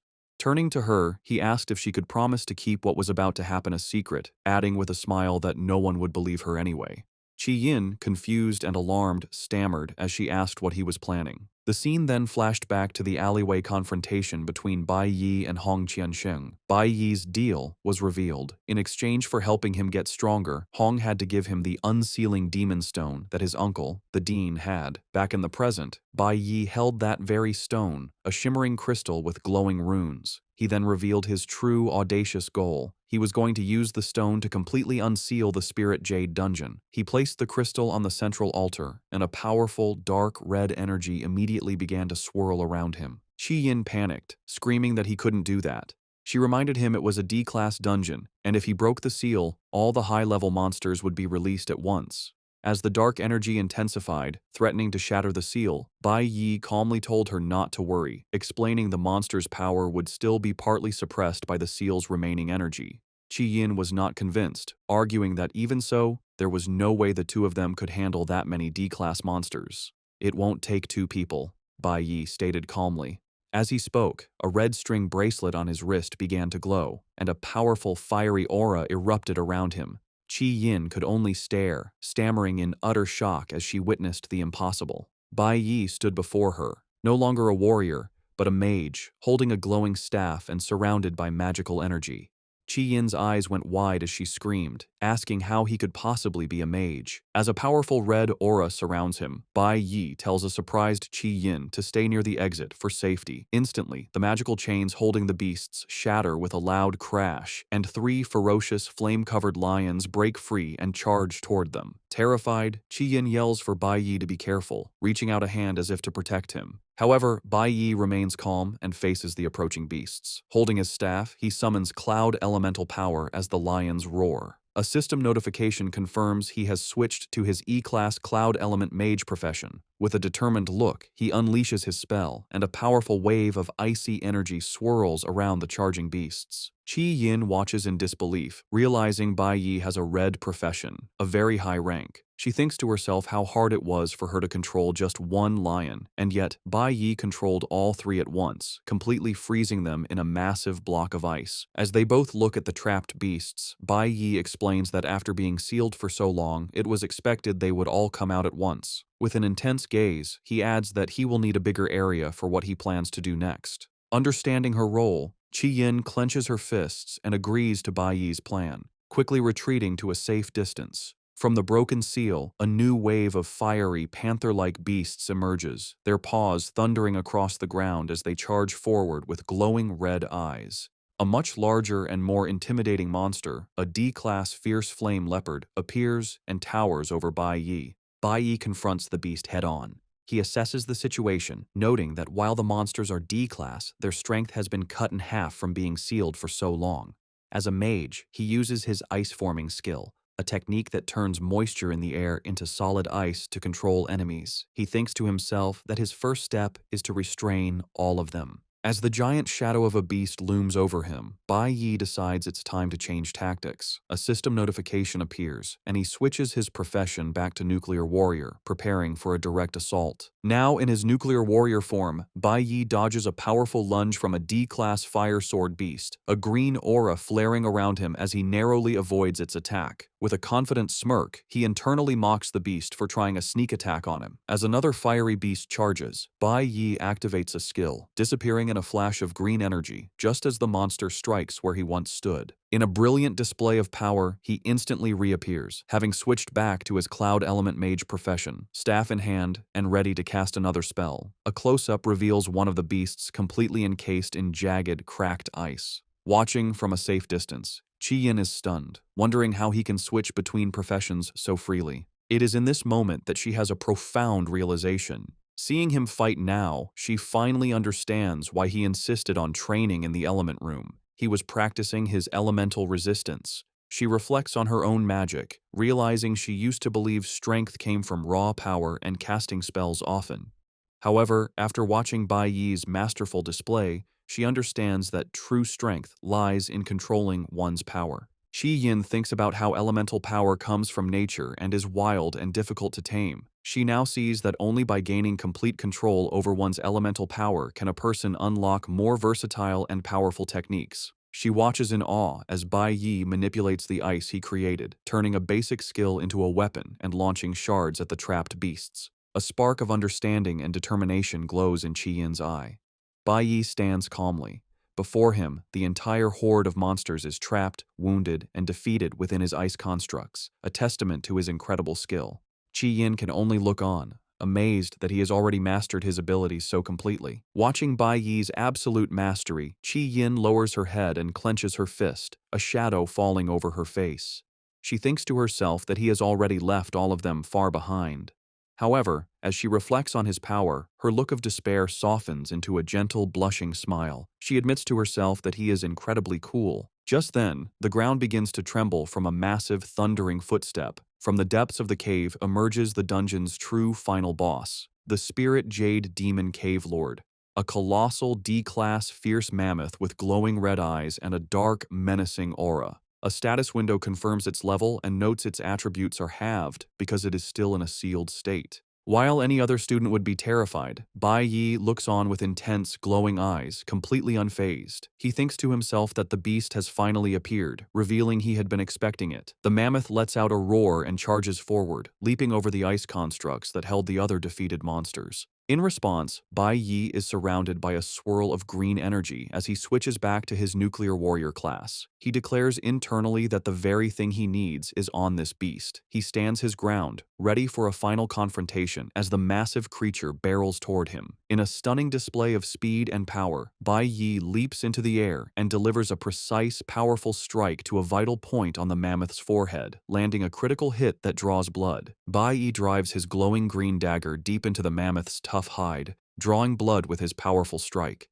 He lands gracefully as the colossal beast recoils, now bleeding from several wounds. With a grim expression and blood on his face, Bai Yi internally notes that this sealed level 15 mammoth is weaker than the level 10 monkey boss he fought before. Roaring in pain, the wounded mammoth thrashes its massive head and charges at Bai Yi in a blind fury, its powerful stomp cracking the ground beneath it. Undeterred, Bai Yi moves with incredible speed, unleashing a relentless series of attacks and landing multiple critical hits on the beast's vital points. Overwhelmed by the assault, the mammoth finally stumbles, its massive body beginning to fall. Sensing victory, a new power awakens within Bai Yi. His eye begins to glow with a brilliant golden light, and he is suddenly surrounded by a powerful, fiery aura.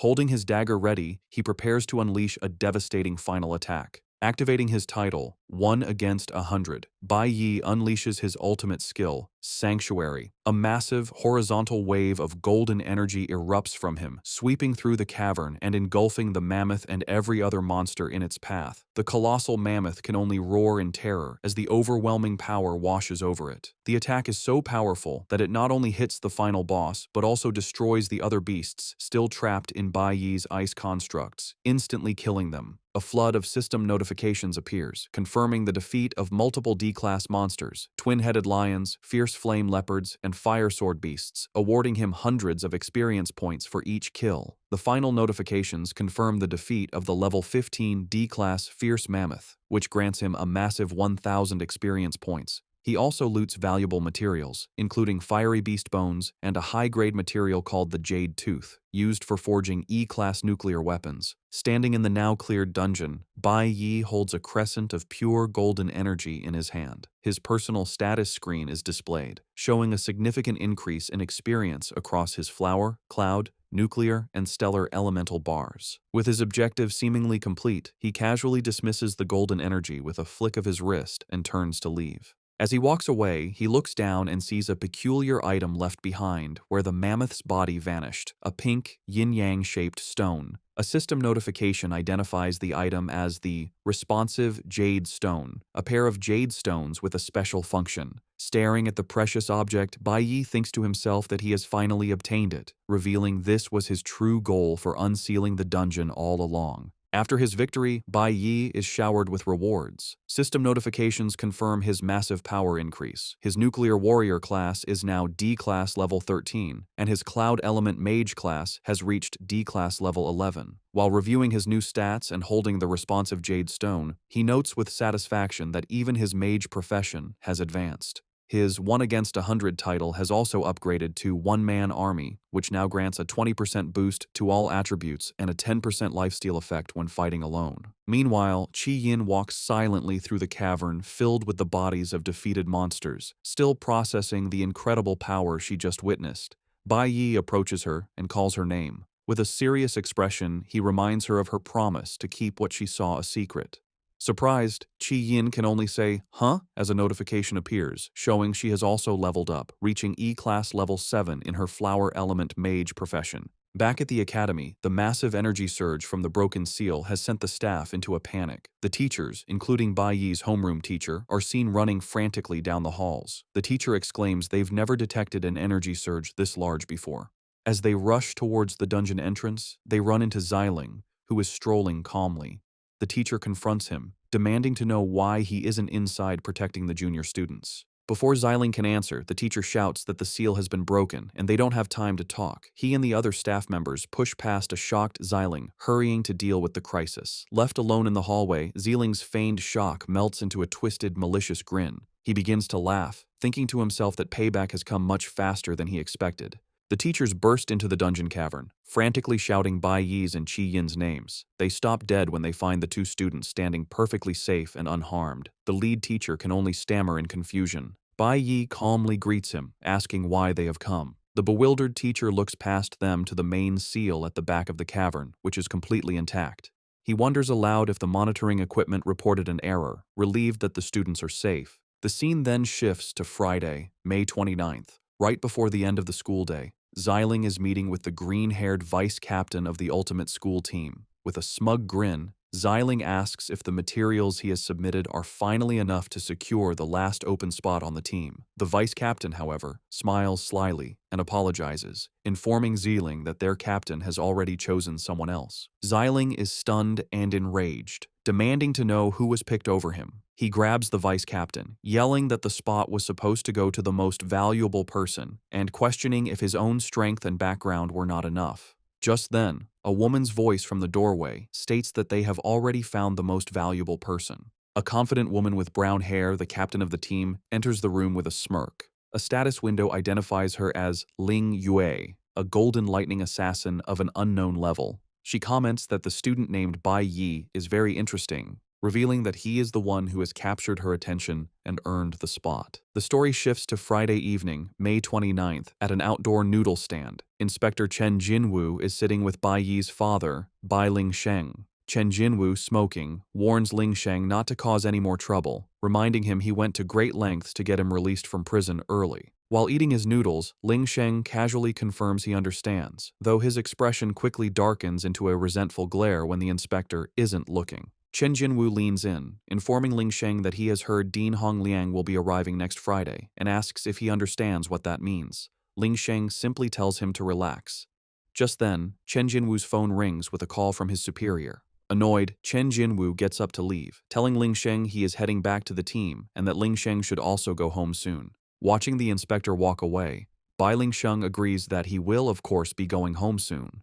As he continues to eat, his face twists into a mask of pure rage, his eyes glowing red with menace as he thinks about returning home. A final message appears, foreshadowing that a fateful encounter is about to happen much sooner than expected. An informational panel then explains the legend of the responsive Jade Stone. It tells the story of the master of the fierce mammoth, who fell in love with a girl and created the magical teleporting Jade Stone as a gift for her. However, he soon fell for another girl and cruelly discarded both the original girl and the Jade Stone, leaving it behind in the dungeon. Upon returning to his old apartment, he finds it empty and grows even more furious, shouting and wondering where his wife and son have gone. In a violent outburst, he kicks a stool to the floor, screaming curses and enraged that they dared to hide from him. His fury intensifies as he vows that if he finds them, he will kill them both, punctuating his threat by shattering a mirror with his fist. Meanwhile, in the safety of their new apartment, Bai Yi gives his mother the responsive Jade Stone he got from the dungeon.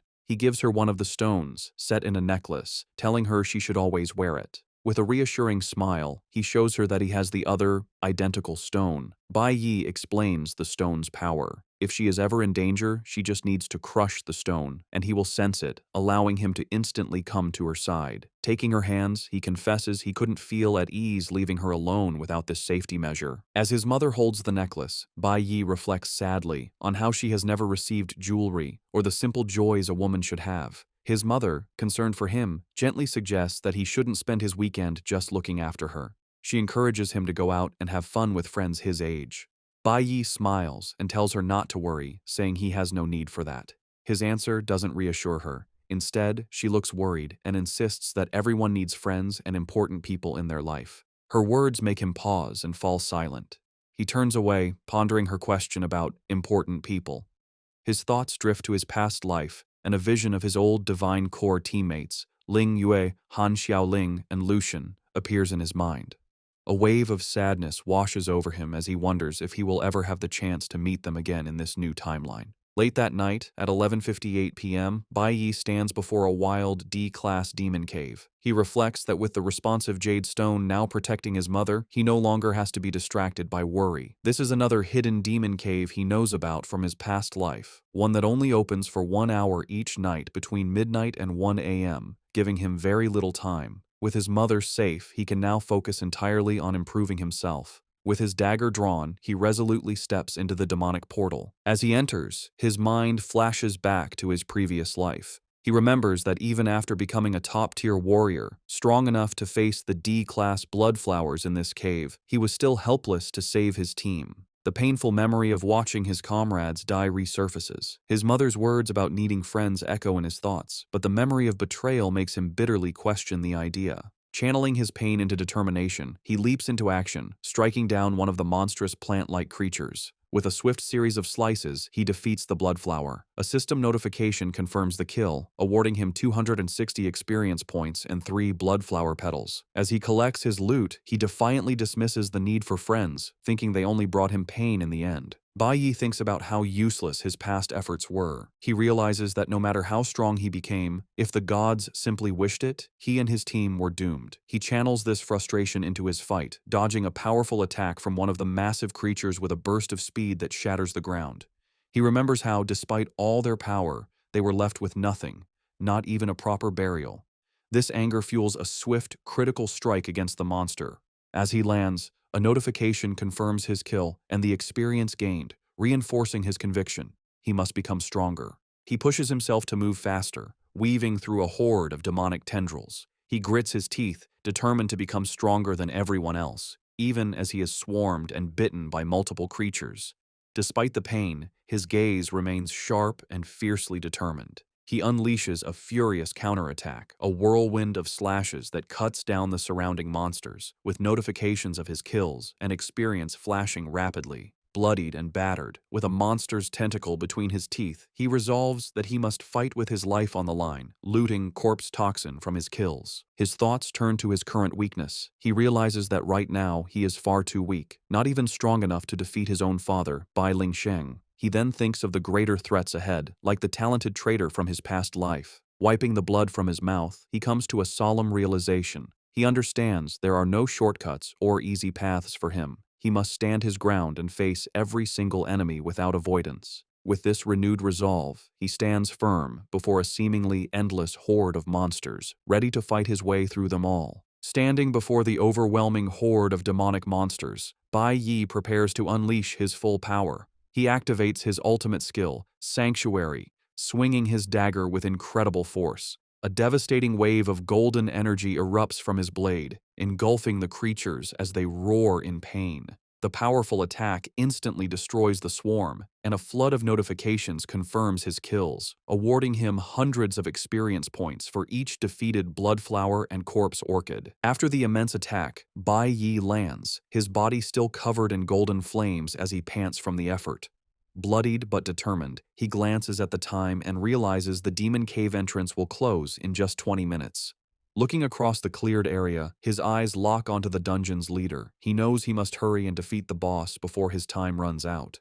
On Saturday, May 30th, at 12:39 a.m., Bai Yi stands before the final boss of the dungeon, a massive, wood-like creature. Surrounded by a powerful green aura, he holds his weapon ready and declares that it is the monster's turn to face him. To his surprise, the boss doesn't react as expected. Instead, it leaps away with incredible speed, disappearing in a blur of green light. The creature, a level 20 D-class lord named Ye Warren, reappears and launches a fierce attack, forcing a surprised Bai Yi to dodge. Recovering quickly, Bai Yi swings his own weapon in a powerful counterattack, cleanly slicing off one of the monster's arms. However, his victory is brief. The boss remains calm and gathers green energy in its remaining hand. It activates a self-healing skill, and Bai Yi watches in shock as the severed arm completely regenerates in seconds. He can't believe its incredible regenerative ability. Before he can process this, Ye Warren slams its fist into the ground, causing many sharp, vine-like tendrils to erupt from the earth. Despite the boss's regeneration and the erupting tendrils, Bai Yi turns to face the creature with a calm expression. However, his confidence is shattered when the blood-flower monsters he had defeated begin to rise from the ground, roaring back to life. He watches in disbelief as the resurrected beasts charge toward him, wondering how they could be standing again. He knows a D-class lord shouldn't be able to resurrect its minions, and this strange development puts him on edge. While his attention is focused on the charging horde, a shadowy whip-like attack lashes out from his blind spot. His eyes widen in shock as the attack hits him, piercing clean through his side in a spray of blood. The force of the blow sends him stumbling backward, impaled by the dark tendril. As he struggles, he realizes the horrifying truth. A second,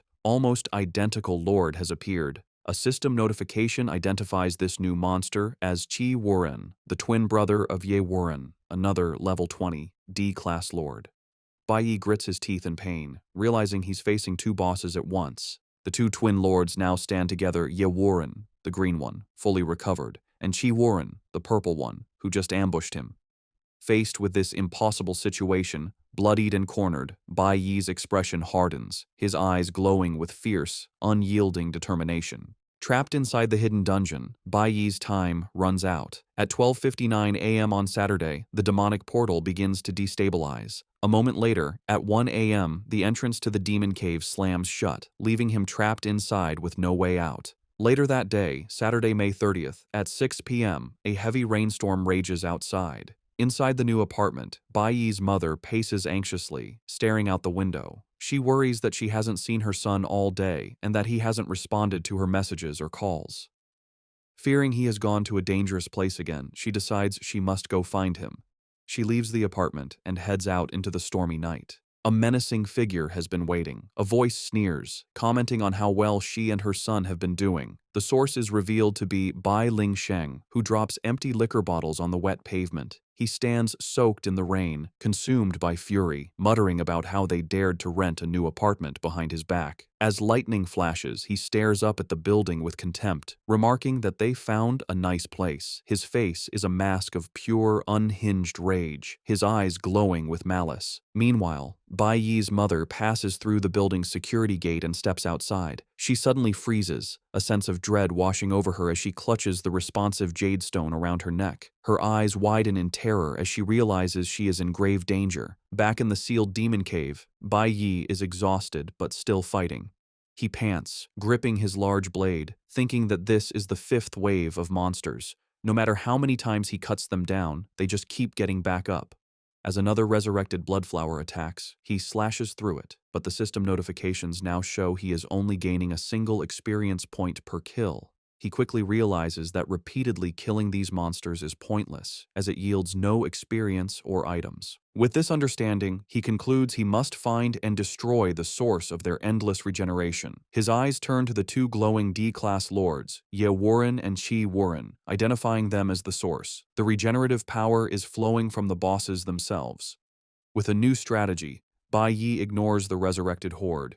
He becomes a blur of motion, speeding past the lesser monsters and charging directly at one of the twin lords, Chi Warren, to end the battle. With intense focus, Bai Yi zeroes in on his target. He lunges and drives his blade deep into Chi Warren's body, landing several powerful stabs that cause the monster to crack and shatter. However, his attack is useless. He watches as the Lord's wounds seal up and its body regenerates completely in a flash of green light. He realizes the problem. The other twin lord, Ye Warren, is channeling a healing ability, constantly restoring its brother. Bai Yi recalls that the other twin also healed instantly, even after he cut off its head. He notes how overpowered this ability is, beyond what even an S-class healer could achieve. This makes him wonder what the source of their power is, questioning if they are drawing healing power from a hidden source. Before he can think further, one of the lords vanishes and reappears beside him to strike. Using his combat experience, Bai Yi perfectly blocks the punch with the parry skill, nullifying the damage. He immediately follows with a powerful counterattack, slashing upwards. As he lands the counter, Bai Yi notices something strange. The boss has begun to learn and copy his own combat moves. After his counterattack, Bai Yi faces one of the twin lords, Ye Warren. To his surprise, the monster speaks, saying that Bai Yi is very strong. The other twin appears, and both bosses ready themselves for the next phase.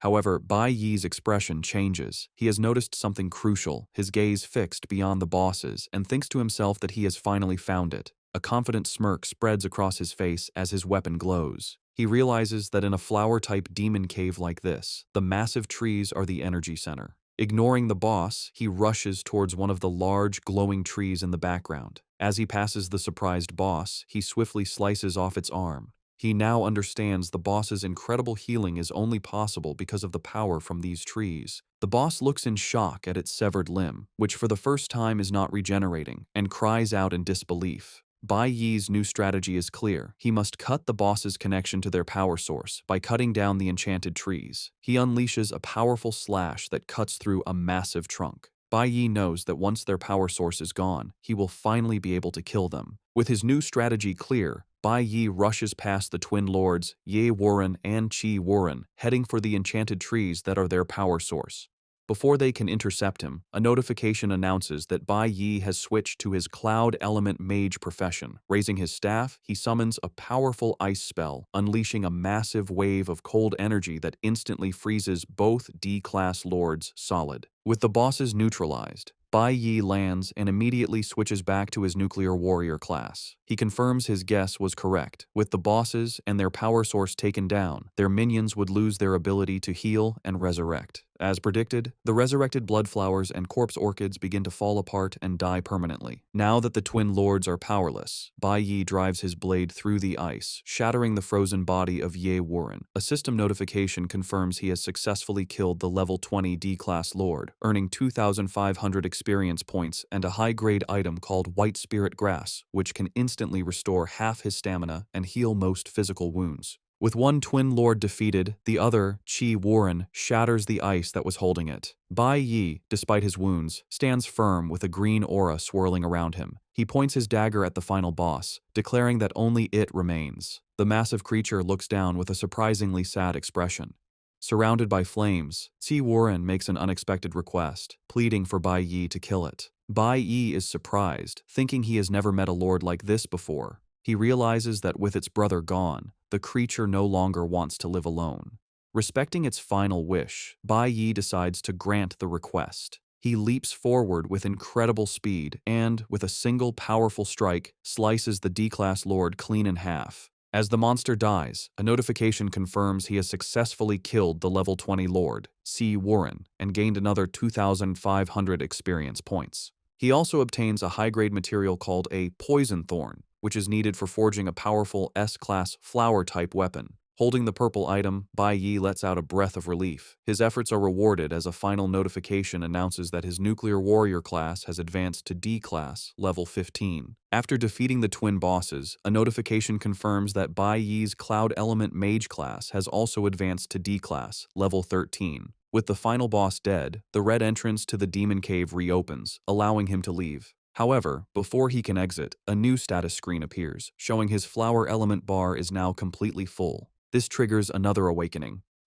Bai Yi looks surprised, realizing his flower element is maxed out. Surrounded by a swirl of glowing green energy and colorful petals, he wonders what kind of profession he will awaken this time. He recalls his last awakening granted him a powerful red profession and smiles, anticipating what's next. A new notification appears, revealing his new class, a level 1, E-Class Flower Element Summoner. His excitement immediately turns to shock and disappointment as he realizes it's only a blue profession, a much lower tier than he hoped for. After a moment, he composes himself, thinking that the summoner class doesn't have high stat requirements and wondering what its main skills are. A skill description window appears, detailing his new abilities. His active skill is Flower Spirit Contract, which lets him form a contract with the soul of a defeated flower-type demon, forcing it to serve him. The passive skill, Flower Field, lets him see the souls of recently deceased flower-type demons. Bai Yi's interest grows as he reads the description, particularly the part about making a contract with a demon's soul. Realizing the potential of his new skill, Bai Yi wonders if he can form a contract with the two powerful bosses he just defeated. With his Flower Field passive skill now active, he turns and sees the glowing blue souls of the twin lords, Ye Wuren and Ti Wuren, hovering over their remains. With a determined expression, Bai Yi decides to seize the opportunity. A notification appears, confirming he is activating the Flower Spirit Contract skill. He reaches his hand out towards the two souls and, with a confident smirk, commands them to come to him. In a swirl of brilliant blue energy, the souls of the twin lords are pulled towards him and reform into their powerful physical forms, now bound to serve him as his new summons. The scene shifts to a stormy Saturday night at 6 p.m. Bai Lingsheng, soaked by the rain and armed with a knife, stalks outside the apartment building, his eyes filled with rage. Just as he prepares to act, his phone rings, interrupting his murderous plans. Annoyed, he answers the call and is surprised to hear Inspector Chen Jinwu on the other end.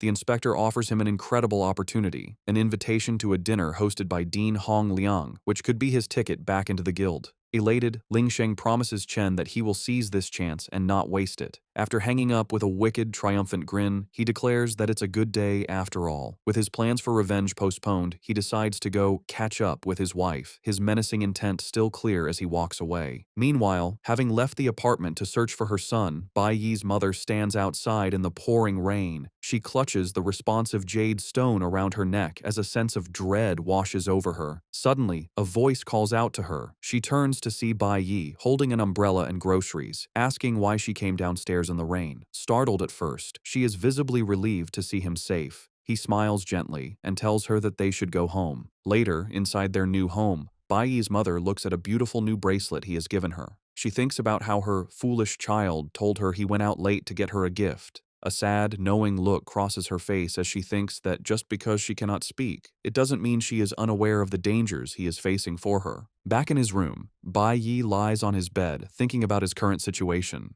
He reflects on the three professions he now has: a green-tier nuclear warrior, a blue-tier flower element summoner, and a powerful red-tier cloud element mage. A detailed status screen appears, showing that his two main combat classes, the mage and the warrior, have both reached D class, while his new summoner class is still E class. Despite this progress, he knows it is still not enough. His thoughts turn to his father, Bai Lingsheng. He calculates that it has been 10 days since his father was imprisoned, meaning only 5 days are left of his sentence. However, knowing his father's violent nature, Bai Yi suspects he might be released early, a possibility he must prepare for. The next day, on Sunday morning, Bai Yi's resolve hardens. Surrounded by a swirling red aura, he decides that hiding is not a solution. He must face the problem with his father head-on and resolve it completely before he can continue his own journey to grow stronger. Driven by this urgency, Bai Yi spends the entire day pushing his limits. A series of notifications confirms he has conquered 4 hidden demon caves, 3 E-class and 1 D-class, in rapid succession. By Sunday afternoon, he stands before another, more dangerous D-class hidden demon cave with an unknown threat level. Knowing he cannot afford to rest and must reach C-class as fast as possible, he enters without hesitation. By Sunday night, he emerges victorious, a red aura still radiating from him as a notification confirms the D-class cave has been cleared. He has leveled up again and thinks that the next time he meets his father, he will be the stronger one. As he stands, he senses something new and looks around, puzzled. A new notification appears, announcing he has earned the title Lone Brave for clearing 10 demon caves of a level equal to or greater than his own. This title grants him the Mark of the Brave and hints at unlocking a Tower of the Brave in the future. Bai Yi can only stare at the message, wondering what this new development means. On Monday morning, June 1st, at the Awakened Academy, Teacher Huang stood before her class with an exciting announcement. she informed her students that the final results of the combat simulation were in. She proudly announced that two of their own, Bai Yi and Qi Yin, had earned the first and second highest scores in the entire school. She added that after a thorough analysis of his performance, Bai Yi was awarded the highest score in the academy's history. The news left Qi Yin blushing with joy, while Bai Yi remained serious and composed. Because of their outstanding performance, Teacher Huang continued, both had qualified for the prestigious training camp. She then revealed an even greater reward. Thanks to Bai Yi's record-breaking score, they would also be granted a rare audience with the gods. While Bai Yi remained silent, the rest of the class erupted in shock. One student shouted in disbelief, pointing out that meeting the gods was an incredible honor that even high-ranking priests might never receive. Bai Yi, however, saw this as an unexpected opportunity. To him, this was a bonus, a chance to meet that group of gods who had betrayed him much sooner than he expected. His middle school friend, overcome with emotion, grabbed his arm and cried dramatically, begging Bai Yi not to forget his old friends once he became famous. In contrast, Specs looked at him with a proud, genuine smile, telling Bai Yi that he had always known he was destined to shine. In the dean's office, Hong Liang was speaking with his nephew, Hong Qiansheng. The dean asked Hong Qiansheng why he was refusing to go to the training camp, pointing out it was a rare chance to go with his father. Hong Qiansheng clenched his fist, showing his internal struggle. He firmly refused, stating that since he only placed third, he didn't feel he had earned the right to go. He added that he was tired of people thinking he relied on his father for everything and wanted to prove his own worth. Dean Hong Liang seemed impressed by his nephew's new pride, commenting that he had a lot of backbone and hoped Hong's father would see his growth. Seizing the moment, Hong Qiansheng then made a bold request. He asked his uncle for permission to access the sealed D-class demon cave in the school's back mountains. The dean frowned, surprised by the dangerous request. With fierce determination, Hong Qiansheng declared that he wanted to become stronger on his own. The scene shifts to the principal's office, where Zeeling is desperately pleading with his uncle, the school's principal. He insisted he must go on the training trip, claiming it was his duty as the family's sole heir. The principal, a stern man named Kui Yun King, calmly scolded Zeeling for acting so impulsively when he knew the weight of his family's legacy. The principal's expression darkened as he confronted Zeeling, asking why he empowered a monster to attack his own juniors during the combat simulation. Caught in his lie, Zeeling stammered, unable to form an excuse. The principal slammed his hand on the desk in anger, shouting that the higher-ups weren't fools and could easily see through his clumsy scheme. He revealed that he was the only reason Zeeling wasn't expelled, his intimidating presence making Zeeling tremble in fear. Overwhelmed, Zeeling collapsed to his knees, tearfully apologizing and admitting he was wrong. With his eyes glowing menacingly, the principal ordered the terrified Zeeling to stand up. As Zeeling struggled to his feet, the principal walked around his desk and delivered a final piece of information. He told Zeeling his reckless actions had an unintended consequence. They brought a special individual named Bai Yi to the attention of the higher-ups. The principal revealed that those in power now find Bai Yi suspicious. Kui Yun King continues to explain the situation to his nephew, Zeeling. He says Bai Yi's growth has been too fast, which has made the higher-ups suspicious. Because of this, he reveals the gods themselves have requested to meet Bai Yi in person. After explaining the stakes, the principal grants his nephew's request. He tells his nephew he can go on the training trip, but he must fix his bad attitude and be more discreet. The principal sternly warns Zeeling that if he causes more trouble, he won't be able to protect him. Zeeling is overjoyed by the news, his face lighting up with a grin as he eagerly agrees to his uncle's terms. However, as he leaves the office, his expression turns malicious. He clenches his fist, thinking to himself that Bai Yi should just wait, as he will get his revenge during the trip. His thoughts then turn to Ling Yue, and with a sinister look, he vows that he will make her his sooner or later. Later that Monday afternoon, just before school ends, the classroom is buzzing with excitement. Bai Yi's friend holds a golden envelope, exclaiming in disbelief that it's an invitation from the ultimate school team.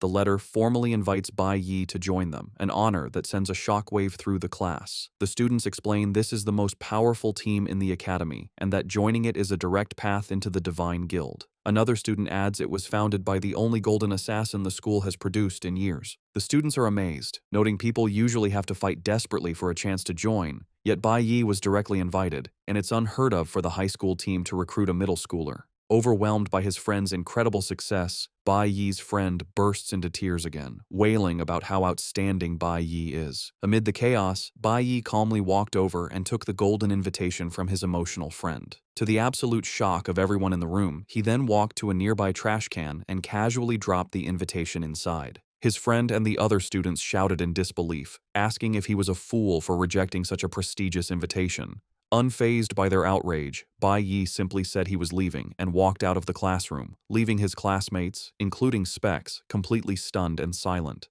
Later, his friend crouched by the trash can, staring at the discarded letter and regretting the great opportunity that was wasted. However, Specs approached him with a knowing expression, asking if he really didn't understand Bai Yi by now. With quiet confidence, Specs explained that the Bai Yi of today doesn't join others. He is someone who will only ever be a leader. After leaving the classroom, Bai Yi makes his way to the secluded back mountain of the school. He thinks that now that he has permission to access the D-Class Demon Cave, the area will be deserted at night, providing the perfect private training ground. It is then revealed that Hong Qianxing is already there waiting for him, surrounded by a determined red aura. Bai Yi simply tells him it's time to go in. As Bai Yi begins to warn Hong that a D-Class dungeon might be too difficult, Hong angrily cuts him off, shouting to stop with the nonsense and insisting he will not be a burden. Bai Yi internally recalls their deal. He had promised to teach Hong combat skills and a way to get stronger quickly, and in return, Hong had to get him access to the school's demon caves. He is surprised that Hong managed to get permission for all of the D-Class dungeons. Inside the cave, the difference in their abilities is immediately clear. Bai Yi is effortlessly slicing through a massive, dragon-like beast, while Hong is quickly knocked to the ground by a monster's attack, cursing in frustration. Standing over another defeated creature with a green aura, Bai Yi casually asks the struggling Hong if he needs any help. Full of pride, Hong furiously shouts back at him to get lost, insisting he can handle it himself. The intensive training in the school's D-Class Demon Cave continues.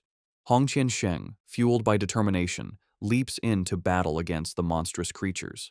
Meanwhile, Bai Yi reflects on his progress. He thinks about the Lone Brave title he acquired and the mysterious Tower of the Brave it promises to unlock. He knows he can't access it until he reaches C-Class. With a determined look, Bai Yi acknowledges he has cleared most of the hidden, wild demon caves he knew of from his past life. This makes the school's dungeons his only remaining way to level up quickly. The days pass in a blur of constant battle. On Tuesday, the discarded invitations to the ultimate school team are still in the classroom trash, showing Bai Yi's focus on his own path. Leveling up at D-Class is much slower, requiring a massive amount of experience. By Wednesday after school, the grind continues. Hong faces another roaring beast, but as it lunges, Bai Yi is forced to intervene, saving him with a powerful kick that sends the monster back. Furious, Hong yells at Bai Yi, reminding him he said not to help. Bai Yi calmly replies that Hong would have been killed if he hadn't. Despite the friction, Bai Yi is satisfied, noting the experience they have gathered should be enough for his plans. By Thursday after school, the relentless training pays off. Hong Qiansheng emerges from the demon cave, cheering. He exclaims that he has finally reached D-Class on his own, declaring it's far more thrilling than being escorted by his family's bodyguards. Moments later, Bai Yi exits as well, looking calm.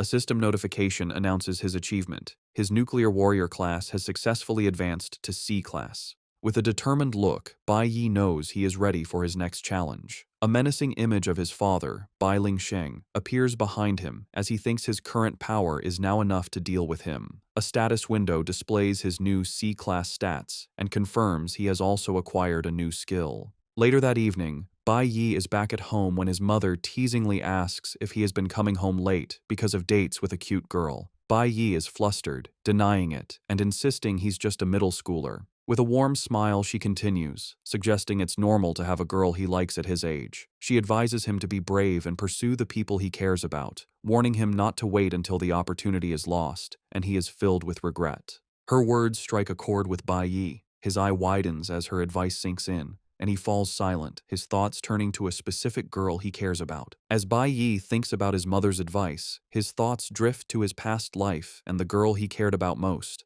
A memory of his teammate, Ling Yue, flashes in his mind. He recalls her playfully asking him for a hug, calling him captain. In his memory, he bluntly pushes her away, much to her annoyance. The memory shifts to the aftermath of a fierce battle, the ground covered with defeated monsters. A tired but triumphant Ling Yue lay on the ground, happily exclaiming they had won again. The pre-regression Bai Yi, also battle-worn, simply told her it was time to go. Still exhausted, Ling Yue playfully asked if he could carry her. A flustered Bai Yi flatly refused, telling her to get help from another teammate, leaving her to pout about how mean he was.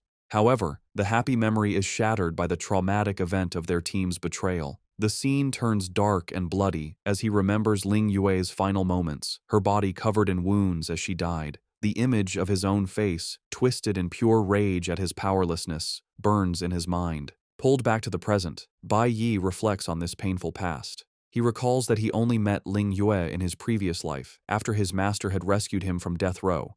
They met in a capital city.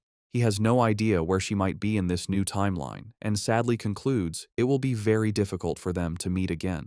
He resigns himself to the reality that in this second life, he only has his memories. Even if they met, he knows their relationship could never be the same. Meanwhile, the vice captain of the ultimate school team reports to his captain that Bai Yi still hasn't responded to their invitation, concluding he must not be interested. The scene reveals the captain in her bedroom, holding the golden invitation Bai Yi had discarded. She finds his lack of interest amusing, thinking he is becoming more interesting. With a confident smirk, a status window identifies her as Ling Yue, a golden lightning assassin and the captain of the ultimate school team. She decides she will meet him herself the next day and will personally deliver the invitation. On Friday, his birthday, Bai Yi sits at the table in his home with a gift box in front of him. His mother, sitting across from him, tells him with a warm smile that it's his birthday present. Slightly surprised, Bai Yi looks at the gift before opening it. Inside, he finds a scarf and is puzzled.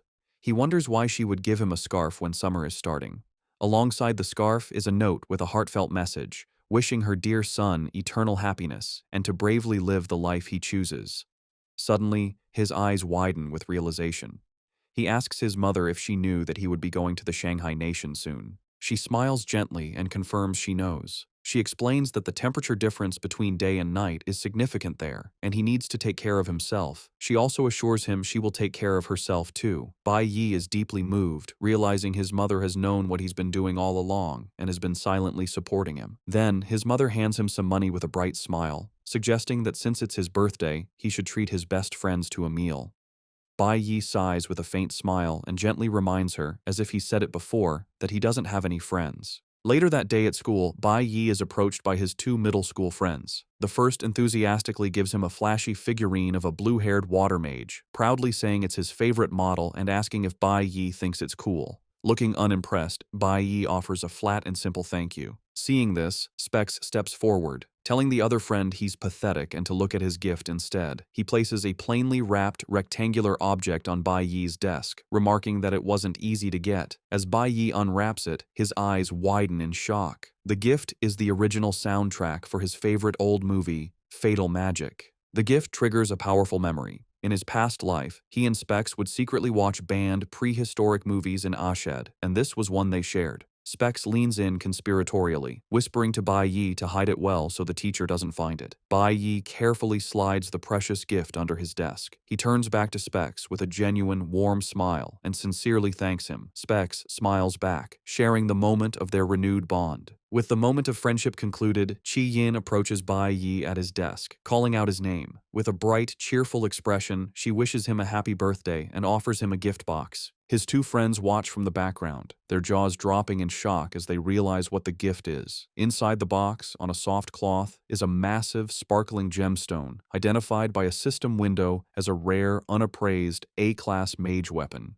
Bai Yi himself looks taken aback by the extravagant gift. He pushes the box back towards her, telling her he cannot accept it because it is far too valuable. Chi Yin insists, smiling as she explains she wouldn't have been able to join the training trip if it weren't for him. She casually adds that it isn't a particularly precious item for her family, as they have many, and she knows it will be a great help to him. Bai Yi hesitates for a moment, his hand hovering over the box. After considering her words, his expression hardens with resolve. He concludes she is right, he needs to improve and has no reason to refuse the help. He realizes she must have seen him using a low-level weapon when he switched to his mage profession during the simulation, and this gift was her thoughtful response. He reflects that she is a very considerate girl. Sitting alone at his desk with the three gifts, Bai Yi is deeply touched. He thinks about how he never expected them to remember his birthday, let alone prepare such thoughtful presents. He begins to question his original plan to leave this place without forming any attachments. In the background, his two friends whisper, wondering when Bai Yi and Qi Yin became so close.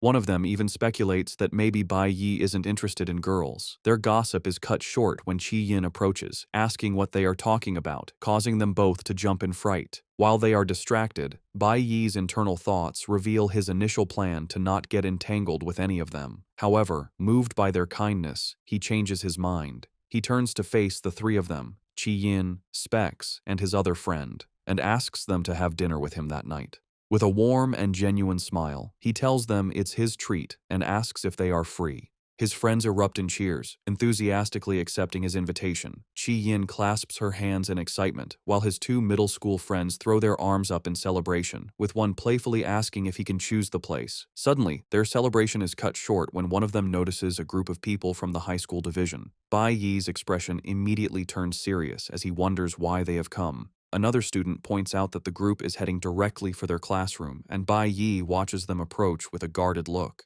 The classroom starts buzzing with whispers. A student peeking out the door tells the others that the captain of the ultimate school team has arrived. The others are shocked to hear the rumor that the captain has come to personally invite Bai Yi to join her team. One of them mentions he's heard the captain is a great beauty, though he has never seen her himself. Hearing this, Bai Yi decides it would be better to refuse her offer face to face. He stands up from his desk and walks out of the classroom, leaving his friends behind.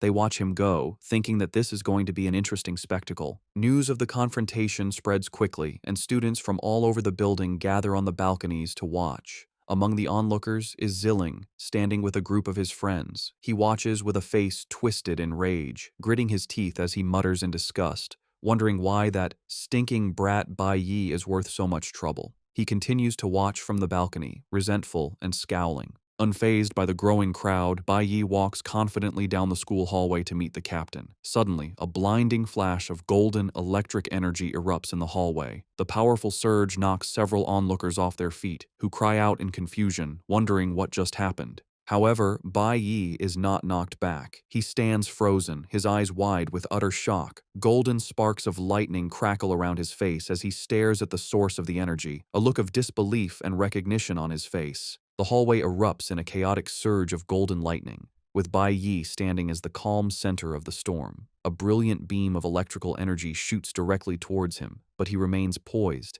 his face shadowed and unreadable, even as the sheer force of the energy blast sends other students reeling. With his vast experience, Bai Yi instantly recognizes the direct assault as a feint, a distraction from the real attack. Reacting in a split second, he summons his own glowing green blade, ready to counter the unseen threat. Just as he prepares his defense, his senses scream a warning. The true danger is approaching from behind. With incredible focus, he pinpoints the attack coming from his left rear. He spins around just in time, blocking the lightning-fast strike with his own blade in a brilliant clash of energy. The onlookers who are still standing are blown away by the speed of the exchange, crying out in confusion and amazement. The source of the attack is revealed to be a young woman, her entire form radiating a powerful golden aura, her face obscured by the light but smiling. As the light fades, Bai Yi peeks from behind a corner, and his composure completely shatters. His eyes are wide with disbelief. The attacker steps back, retracting her energy. It is Ling Yue, captain of the ultimate school team, holding a blade still crackling with lightning. She smirks at him, impressed, and compliments his quick reflexes, stating that she knew she hadn't chosen the wrong person. Bai Yi can only stare back, completely stunned and speechless. The person from his past life, the one he thought he might never meet again, is standing right in front of him. Staring at Ling Yue, Bai Yi remembers his past life with her.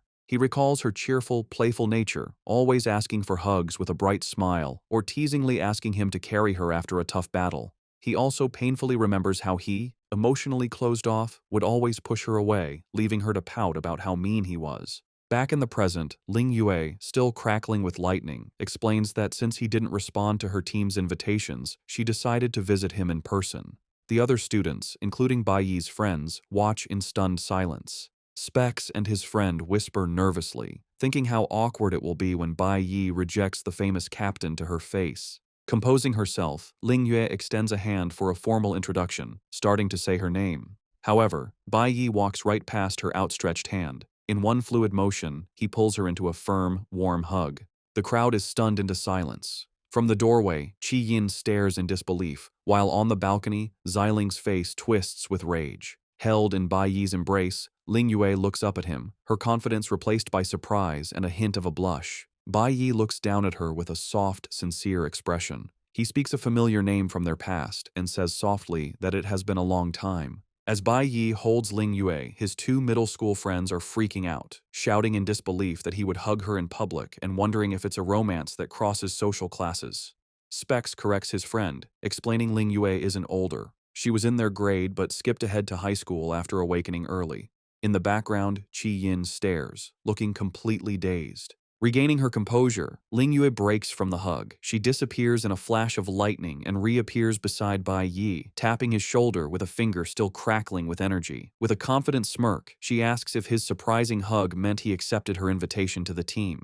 She continues her pitch, explaining the ultimate school team is fully funded with the best resources. She adds they know faster ways to grow stronger than just clearing school dungeons and suggests they could fight side by side. Bai Yi listens to her offer in silence. Then, looking at her directly, he gives his firm answer. He tells her he won't be joining the ultimate school team. He adds that since he doesn't plan on staying at the school long, joining a club would be meaningless. After firmly rejecting her offer, Bai Yi extends his hand. He confidently tells Ling Yue that while he won't join her team, he plans to establish his own guild soon. He takes her hand in a firm shake, assuring her with a determined smile that when that day comes, they will get the chance to fight side by side.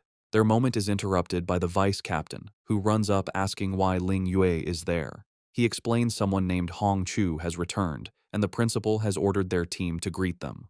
As she turns to leave, Ling Yue tells Bai Yi they will see each other again on the training trip. She gives him a final glance over her shoulder, promising a proper chat then. Before walking away, she pauses and asks why he said, "It's been a long time," when they had never met. Bai Yi offers no answer, standing silently with an unreadable expression as she goes. From a distance, Xiling watches the entire exchange, his face contorted in silent fury. As Ling Yue walks away, the students erupt in shocked whispers. They can't believe Bai Yi rejected a personal invitation from the captain and dared to invite her to his own future guild. They question how it's possible, since he isn't an adult and establishing a guild requires immense money. While some dismiss it as a boast, others recall the rumor he achieved the academy's highest score. One student keenly observes that Ling Yue never actually refused his bold counteroffer. Watching her leave, Bai Yi reflects on the turn of events. He admits he never imagined his reunion with Ling Yue would happen like this. He remembers the Divine Core's strict rules. Members' personal information was confidential, and they never pried into each other's pasts. Because of this, he never knew Ling Yue had attended the same middle school. He realizes he almost missed the chance to meet her again in this timeline. A small, genuine smile spreads across his face. He concludes this unexpected and wonderful reunion is a very pleasant birthday surprise. Later that evening, Bai Yi keeps his promise and treats his friends, Chi Yin, Specs, and his other middle school friend, to dinner at a barbecue restaurant. As they eat, Specs teases the other friend for picking the place, who defends himself by saying Bai Yi wanted barbecue and he just recommended the restaurant. The conversation soon turns serious. While grilling meat, Specs asks Bai Yi if he was being genuine about his plan to establish his own guild. Chi Yin follows up, concerned, asking about his statement that he wouldn't be at the school for long and questioning his plans for high school. Taking a calm sip of his drink, Bai Yi confirms their suspicions. He tells them that after the training trip, he plans to stay in the Shanghai Nation. His friends are shocked by this news. They shout in disbelief, asking if he plans to drop out of high school to start his guild. Bai Yi clarifies he isn't dropping out. He just wants to continue his studies there. They realize what he truly means. He plans to apply to the prestigious Divine Guild Academy in the Shanghai Nation. Meanwhile, at the luxurious Kaiban Hotel, a white sports car pulls up to the entrance where men in dark suits are waiting. Inspector Li Ang is among them, and he bows respectfully as he opens the car door. An imposing man with blonde hair, a scar over his eye, and a cigar steps out of the car. He is identified as Hong Bing, the guild master of the Divine Guild. With a simple command to move, he strides confidently into the hotel, followed by his group. Inside the hotel's luxurious ballroom, guests go quiet as Guildmaster Hong Bing enters with his subordinates. Inspector Li Ang looks on with a tense and worried expression. His gaze is fixed on a surprising sight. Bai Ling Sheng, Bai Yi's father, standing smugly with his arms crossed, accompanied by Inspector Chen Jinwu. Liang is completely baffled, wondering what is happening. He questions how Bai Lingsheng could be out of prison already, since he was supposed to serve a 15-day sentence for his violent behavior. Chen Jinwu approaches Liang with a sly grin. He explains that Bai Lingsheng paid double the bail and that their captain approved it, suggesting Liang should just ignore the situation. Furious at this obvious disregard for the rules, Liang clenches his teeth in anger. He angrily confronts Chen Jinwu, demanding to know why, even if he was released, he was brought to an important dinner with Guildmaster Hong Bing. Leaning in closely, Chen Jinwu reminds Liang that Bai Lingsheng was kicked out of the guild for a minor incident in the past. He explains that Lingsheng sees this rare opportunity as his chance to get back into the guild's good graces. With a smug expression, Bai Lingsheng presents a bag filled with valuable magic crystals, which are valuable ores from a demon cave. Chen Jinwu finishes his explanation, stating that since Lingsheng brought all of his family's assets to get back in, it was no big deal to do him this favor. However, the plan immediately fails. Before Lingsheng can speak, Guildmaster Hong Bing smacks the bag from his hands, sending the crystals shattering across the floor. He furiously demands to know who let Lingsheng in. The terrified Lingsheng can only stammer as the imposing Guildmaster stands over him. His face twisted in rage, Hong Bing yells that the Divine Guild booked the entire venue and angrily questions the security risk of an outside dog leaking their secrets. The intensity of his anger leaves both Chen Jinwu and Liang pale with shock. Completely humiliated, Bai Lingsheng drops to his knees, frantically trying to gather the broken crystals while stammering an apology. But his pleas are cut short as Hong Bing lunges forward and violently grabs him by the collar. With menacing glowing eyes, the Guildmaster gets in Lingsheng's face, asking with disgust what ability or status gives him the nerve to try and bribe him. With a final, crushing insult, he shoves Lingsheng away, telling him to take his useless, broken things and get lost.